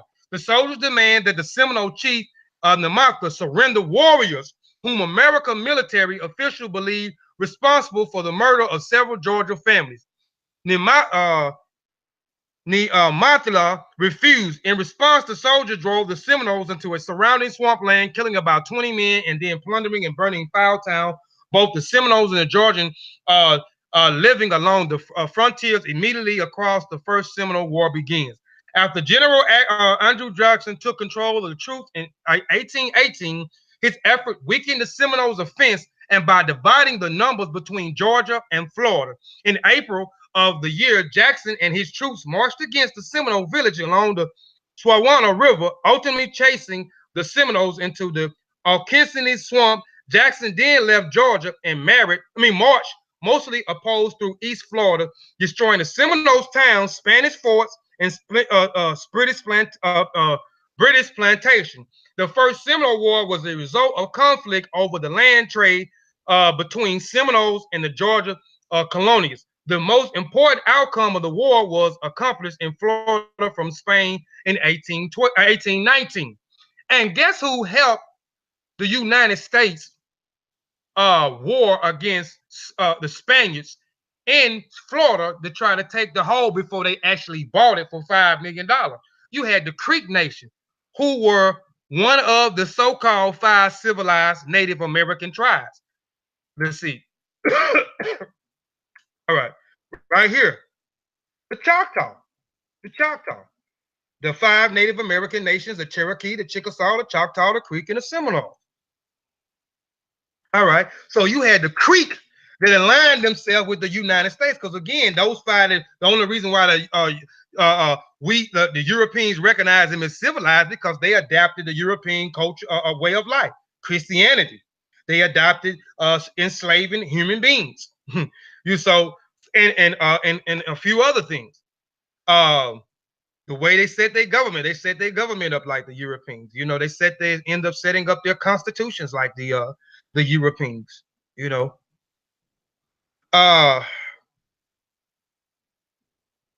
Okay. In April of the year, Jackson and his troops marched against the Seminole village along the Swampswamp Villa, opening chasing Seminoles into the Okiki Swamp. Jackson left Georgia and marched mostly unopposed through East Florida, destroying Seminole towns, Spanish forts, British plantations. The First Seminole War was a result of conflict over land. I already read this. Second Seminole War.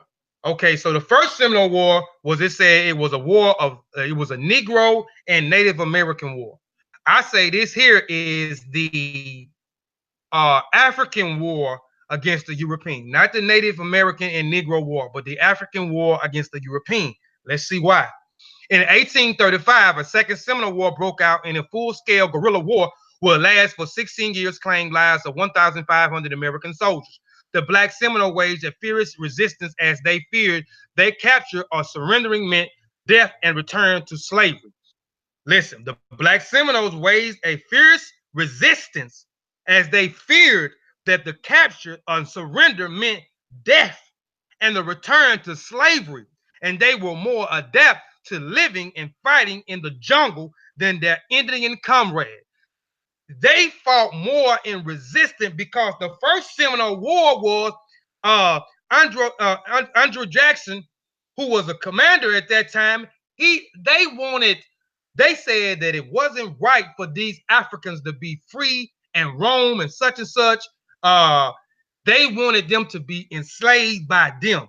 So their main focus was to take the land and take the Africans back that escaped. So these Africans knew this. The Gullah people knew this. The Gullah people knew this. The Mendi people knew this. The Kitsy people knew this. The Timni people knew this. The Kono people knew this. So they resisted more. They resisted more because by this time, these you had other Native American tribes, but these 5 Native American tribes, the Cherokee, the Choctaw, the Chickasaw, the Seminoles, shoot, they wanted to be just like the damn European. So they knew they had to fight more in resistance. So, and they were more adapted at living and fighting in the jungle and the Indian comrades. The American commander, General Jessup, informed the War Department that this, you may be assured, is a Negro and not an Indian war. And a U.S. congressman of the period commented that these black fighters were contending against the whole military power of the United States. When the army finally captured the black Seminoles, officials refused to return them to slavery, fearing that these seasoned warriors, accustomed to their freedom, would wreak havoc on the southern plantations. In 1842, the army forcibly removed them, along with the Indian comrades, to an Indian territory. So now they was in fear because these guys, these black Seminoles started training harder. You know what I'm saying? Because they was like, we not going back to the plantation. We gonna train. We gonna do such and such. And anybody else, we know now these damn Indians, they enslaved us. Even though they enslaved us, we still have roam free where we can do certain things, our own settlements. We can actually and marry with these. You know, we can adapt some of the things as far as their clothing, because they started to adapt the clothing from the Native American, as well as other different things from the Native American, as well from the the Spaniards, as well as from Great Britain. So they trained harder. So now, after the war of the Seminole War, the United States was in fear of the black Seminoles. These were warriors. They was like, man, these guys, if we put them back on the plantation, they finna wreak havoc. So we have to remove them. So when Andrew Jackson became the president, he set up this Indian Removal Act, and he wanted to remove the Indian Territory. So when he removed them to Oklahoma, some of the Native Americans fought, but they removed them to Oklahoma. They took the Africans to Oklahoma as well. This is how the natives ended up in Oklahoma. Now, the Indian Removal Act, just real quick, 1813, signed into law in 1830 by President Andrew Jackson. In the Indian Removal Act, they were forced to assimilate and concede to the U.S. laws and leave a homeland. The Indian nation themselves were forced to move and end up in Oklahoma. The 5 major tribes affected were the Cherokee, the Chickasaw, the Choctaw, the Creek, and the Seminole. Now, when they moved to Oklahoma, guess who was in charge of all the other Native Americans, as well as the black Seminoles? You had the Creeks who were over them. The black Seminoles exiled from their Florida stronghold and were forced to continue their struggle from freedom on the western frontier in Oklahoma. The government put them under the authority of the Creek Indians, slave owners who tried to curb their freedom. And the white slave traders came at night to kidnap the women and the children. The Creek allowed them. In 1850, a group of black Seminoles and Seminole Indians escaped south across to Texas, because again, you had other Indian tribes also who came into St. Augustus and Fort Moses,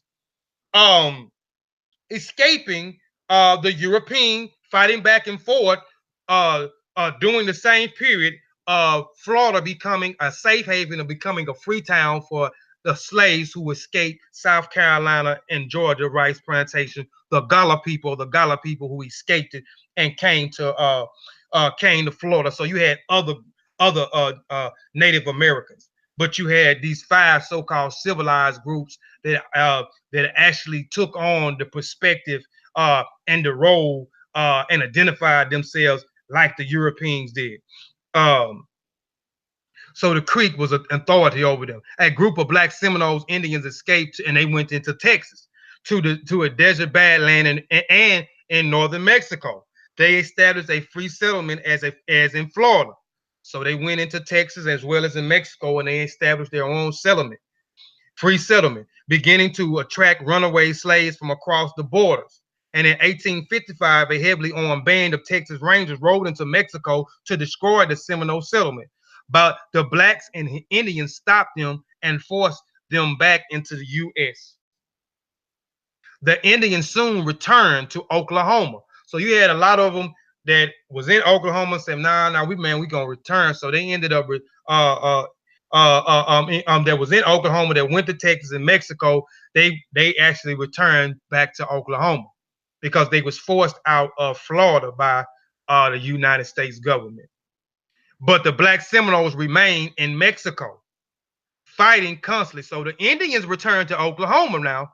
The Black Seminoles, who are the Gullah people, the Mindi, the Kissi, the Basa, the Kono, and so on, remain in Mexico, fighting constantly to protect their settlement from the marauders, Comanche, and the Apache Indians.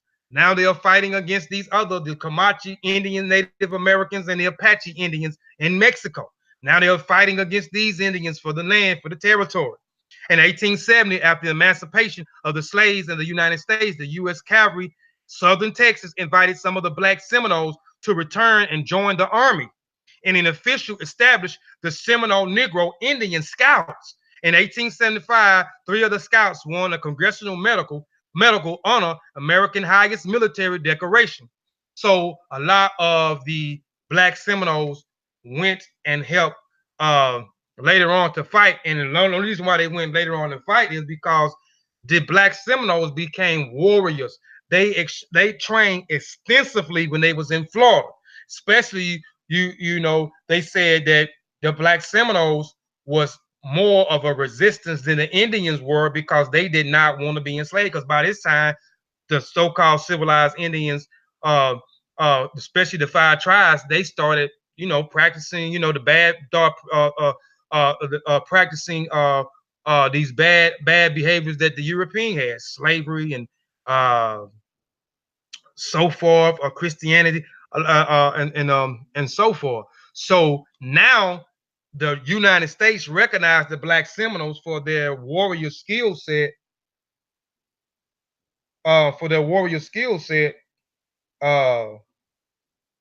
Am I still live, family?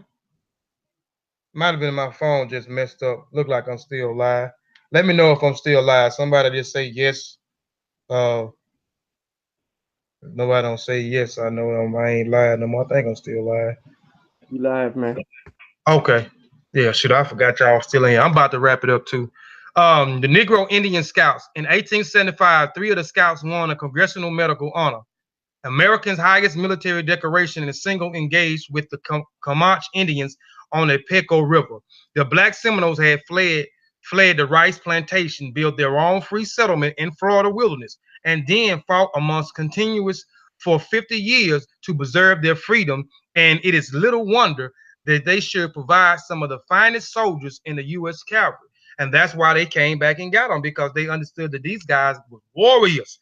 So now the United States wanted them to be a part of their military factor, and they fought beside the United States. And those are some pictures of some of the Seminoles scouts right there at the bottom. Then here's a little thing: the Seminole Negro Indian Scouts Detachment of 1870 to 1941, Fort Clark's Honor Corps. You can go back and pause it and read that rest of that at the bottom there. Today there are still small, so you don't even hear. We don't even hear about the Black Seminole scouts who fought side by side in the United States, went and got these guys because they knew that these guys now developed a warrior skill set of fighting.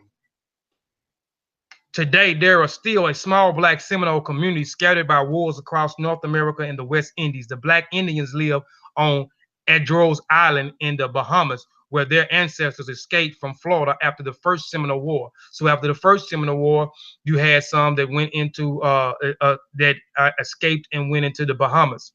The Seminole freedmen, the largest group, lived in a rural Seminole county, Oklahoma, where they are still official members of the Seminole Indian Nation.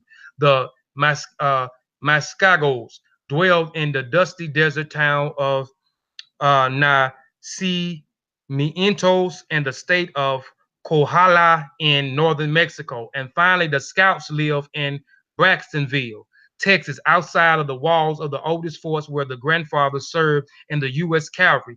These groups have lost almost all contact. Listen, these 3 groups have lost. So hold, let me go back so you can kind of walk with me.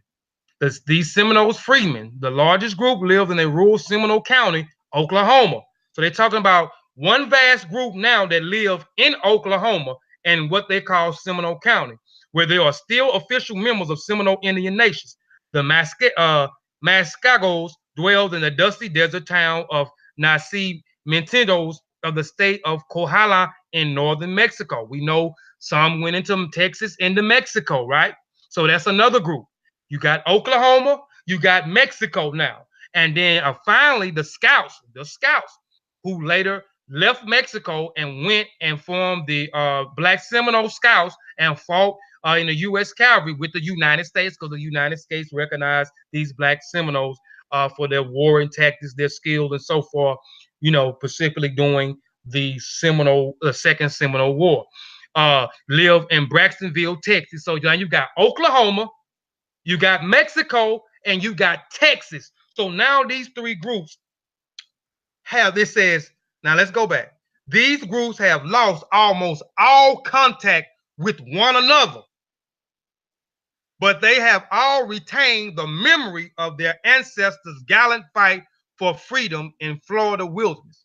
So they remember the fight in Florida, but they don't remember, because remember, a lot of those Africans who escaped, they married Native American Indians, women, and their children became citizens, but they stayed members. So a lot of them don't even remember that a lot of them the offsprings or Africans as well who came from South Carolina and Georgia, who escaped and went into Florida, because they stayed in Florida for a long time until the United States actually came in. In 1978, Dr. Ian Hancock discovered the elders among the Texas Scouts still speaking dialects of Gullah. So these people still, some of the Texas Scouts, the Black Seminoles, still are speaking that Gullah dialect. We know that the Gullah language developed from the Creole language that was spoken in Sierra Leone and Liberia when Great Britain had Sierra Leone and Liberia at that point of time. And we know the Gullah people, the G-O-L-A, the Gullah people comes from Liberia and Sierra Leone. So, and we know that during that time, the British had it, and before later on, this individual bought Bunk's Island and established a relationship with a rich merchant in the United States, and then went back and forth and created this big economic boom of his rice plantations of selling our ancestors specifically from Sierra. They didn't get they didn't go nowhere else but Sierra Leone and Liberia. But these guys kept the dialect of the Gullah. 140 after the ancestors were exiled from Florida, as much as 200 years after their early ancestors escaped the rice plantation in South Carolina and Georgia. In 1980, the written found that elders people among the Oklahoma Seminole freedmen also speak Gullah, while many younger people remember words and phrases once used by their grandparents. Both the Oklahoma and Texas group, though deeply conscious of their Florida heritage, were unaware of their connection, as I just said, unaware of their connection with the Gullah in South Carolina and Florida, because you have three groups that came out of that. The group in Oklahoma now, the group in Mexico, and the group in Texas. They only have a memory through time, a generation after generation. They only can remember Florida. They don't remember how they got to Florida. They don't remember their ancestors are African and came out of Georgia. Came out of South Carolina rice plantation and came out of Georgia rice plantation. Or even the Gullah people, where did they come from? They came from Central Africa, Ndongo, Angola, and then ended up and migrated into the Ivory Coast, Guyana, and then specifically majority of them in Liberia and Sierra Leone, which became the Rice Coast. And that's why Sierra Leone and Liberia was targeted by South Carolina and Florida slave merchants to cultivate rice for them on these swamp plantations, because they was already in the swamps in Liberia and Sierra Leone cultivating rice. hundreds of years before they was kidnapped. Both Oklahoma and Texas groups, though deeply conscious of their Florida heritage, were unaware of their connection with the Gullah in South Carolina and Georgia. They did not know precisely where the slaves' ancestors had come from before fleeing to Florida wilderness. The Oklahoma Seminole freedmen still possessed a rich traditional culture combining both African and American Indian elements. They continue to eat rice as a characteristic part of the diet, sometime applying a sauce of okra. And I showed you some of the dishes of the Gullah people and showed you and compared the same dishes of the Gullah people with the same dishes of the Gullah people in Sierra Leone and Liberia. Sauce of okra, spinach leaves like the Gullah and like the distinctive relatives of West Africa.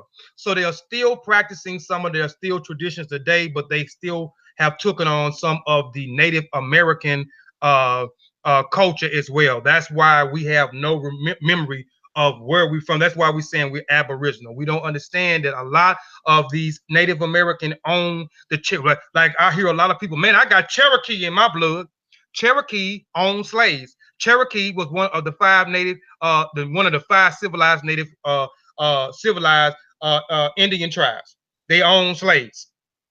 Even the Chickasaw, even after the treaty of 1866, and they wanted them to free the damn slaves, that they wanted the Indians to free. We freed our slaves. It's time for y'all to free y'all slaves. The Chickasaw and the Choctaw gave resistance. They didn't want to free those damn. They didn't want to free us. They didn't want to free us. They didn't want us entitled to the land. But we run around here saying we Native American, we Aboriginals. Our ancestors was members of those cultures. They were members. They was members. They practiced a little bit of some of the Native American traditions. They lost their memory of who they were through numerous of years of being in them, and then going into Oklahoma, going into Texas and Mexico, then returning back to Oklahoma, you know, and so forth. But you know, the Native Americans has a genetic stock from Northeast Asia, as well as Australian. They have Australian in them. So we are not Aboriginal people. It's not about, you know, this presentation wasn't about we Aboriginal, but I had to talk about the Native American tribes and some of the Native American tribes that we don't even hear about or talk about, especially with the Guale, the Timucuean tribe, the Chawatuma, if I'm saying it right, tribe, and there was a few other tribes I can't remember at that right now. These are my references right here. I'm gonna leave it paused right here. These are all of my references that I use. You can go back. I don't mind you going back and venting my sources. I don't mind you critiquing my work at all. You know, I have no problem with that. I won't get in my feelings if you critique my work. Those that may disagree with my presentation, for as those Aboriginal people, so forth, you can go back, look at the presentation, get the sources. You can call me all types of names. I'm not going to even pay y'all no mind, and I may come back and do something else on that if I get attacked too bad, but by these Aboriginal people. But much love to them as well, because I don't want to down them as well. They kind of confused right now. But we African. We ain't Native American. I appreciate the people for rocking out with me of the Seshuma Ni Meta Nature group, where we study the language, which is called Rani Kemet, as well as the writing system, which is called the Sesh Metru Nature. So please go and subscribe to our channel, the Seshuma Ni Meta Nature channel. We have lots of information. We have lots of video where we actually transliterating and translating what y'all call the hieroglyphs, or what we call the Sesh. And we actually talk more about the culture. Also go subscribe to my channel, Kofi Paisa TV. My channel is actually the African Netflix. So if you want an African Netflix and chill, you go and watch my channel. It's also a channel that takes the black man, the black woman, and black child, Eurocentric mind, and Africanize it. It's a young channel. It's only been up maybe 6 or 7 months. I appreciate those that subscribe, support me. So please go and subscribe to my channel. I have plenty of content on that. I'm also a member of the Mossy Warrior Clan, which y'all know because I am on the Mossy Warrior Clan channel right now. So please continue to subscribe to our channel. We appreciate the traffic that the Mossy Warrior Clan channel was getting. We appreciate you subscribing. Every day people are subscribing to the channel. So we thank you for that. So continue to support the Mossy Warrior Clan channel. We're going to continue to keep beating y'all in the head with these presentations. I hope this presentation was well informed. And people enjoy the presentation. I enjoy putting the presentation together. You know, most of my presentation be part 1s, part 2, part 3. So a lot of it is like keep connecting the dots and dots and dots and keep going further in history. Like if you look at my channel, and then I'm doing the same thing for the Mossy. Each presentation is kind of connected to the last presentation and going a little bit further. So appreciate that. So please subscribe to the channel. I want to say Modupe.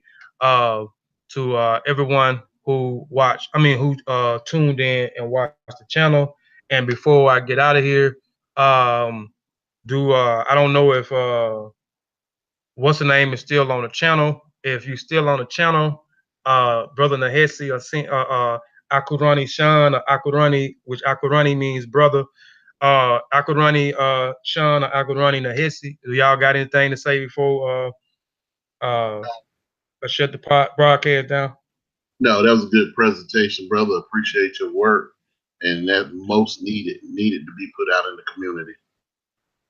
Appreciate it. Madupe. Akurani Sean, you still on here or you gone? He probably went back to washing his car. But again, man, I appreciate y'all, man. Moriri. I look at the separate rod. Yeah, that's right, Moriri. That means appreciate it, man. I just want to say Dua Bet, which means thank you very much, family. Madupe. eBay, which means thank you, family. Shem Hotep means depart in peace. And I see y'all next time. We out. Mossy Warrior Clan up.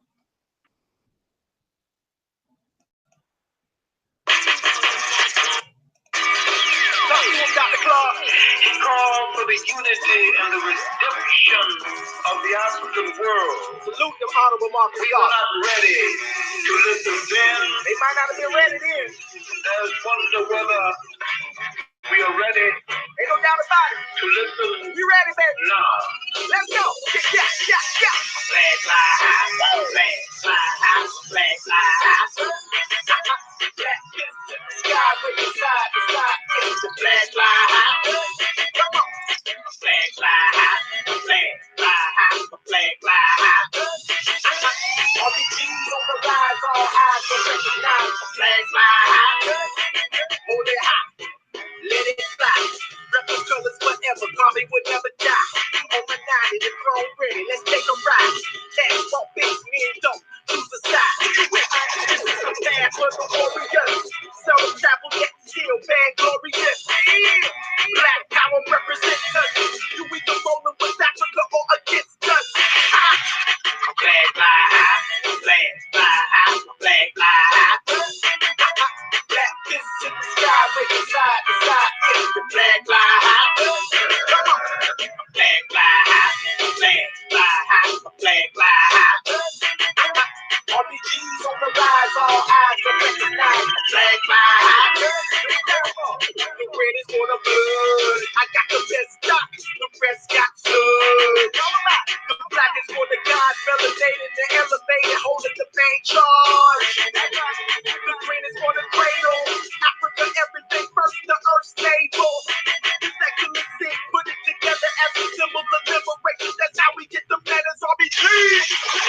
Flag fly high, flag fly high, flag fly high. Black fists in the sky, waving side to side. The flag fly high. Come on. Flag fly high, flag fly high, flag fly high.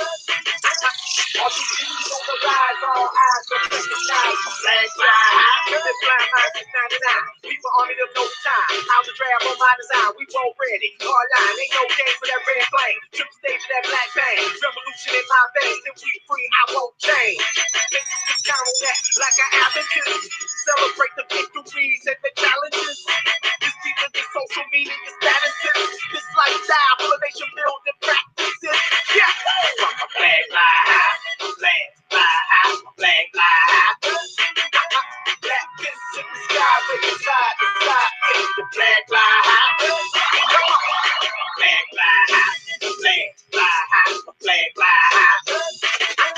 RPGs on the flag, all eyes go recognize the flag fly high. That red, red, red, black, black, black, green, green, green. RPG, I'm about that red, red, red, black, black, black, green, green, green. That RPG, I'm about that red, red, red, that black, black, black, that green, green, green. RPG, I'm about that red, red, red, black, black, black, green, green, green. That RPG, baby.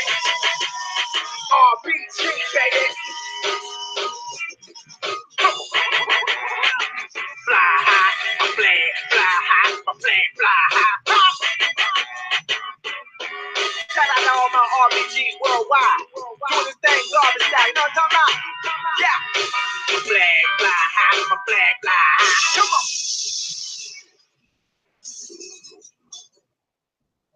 Flag, fly high, my flag, fly high, my flag, fly high.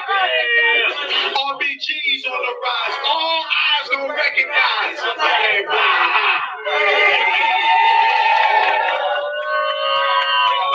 Black power, black power, black power. Oh, it's so real, though. It's so real.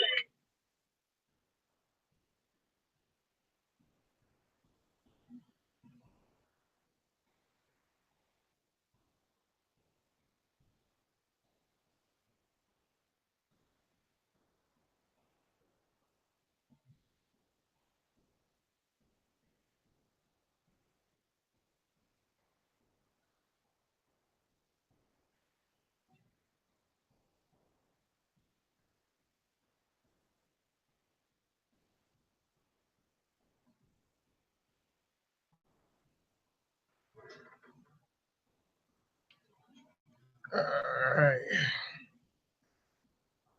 I'm sharing my screen.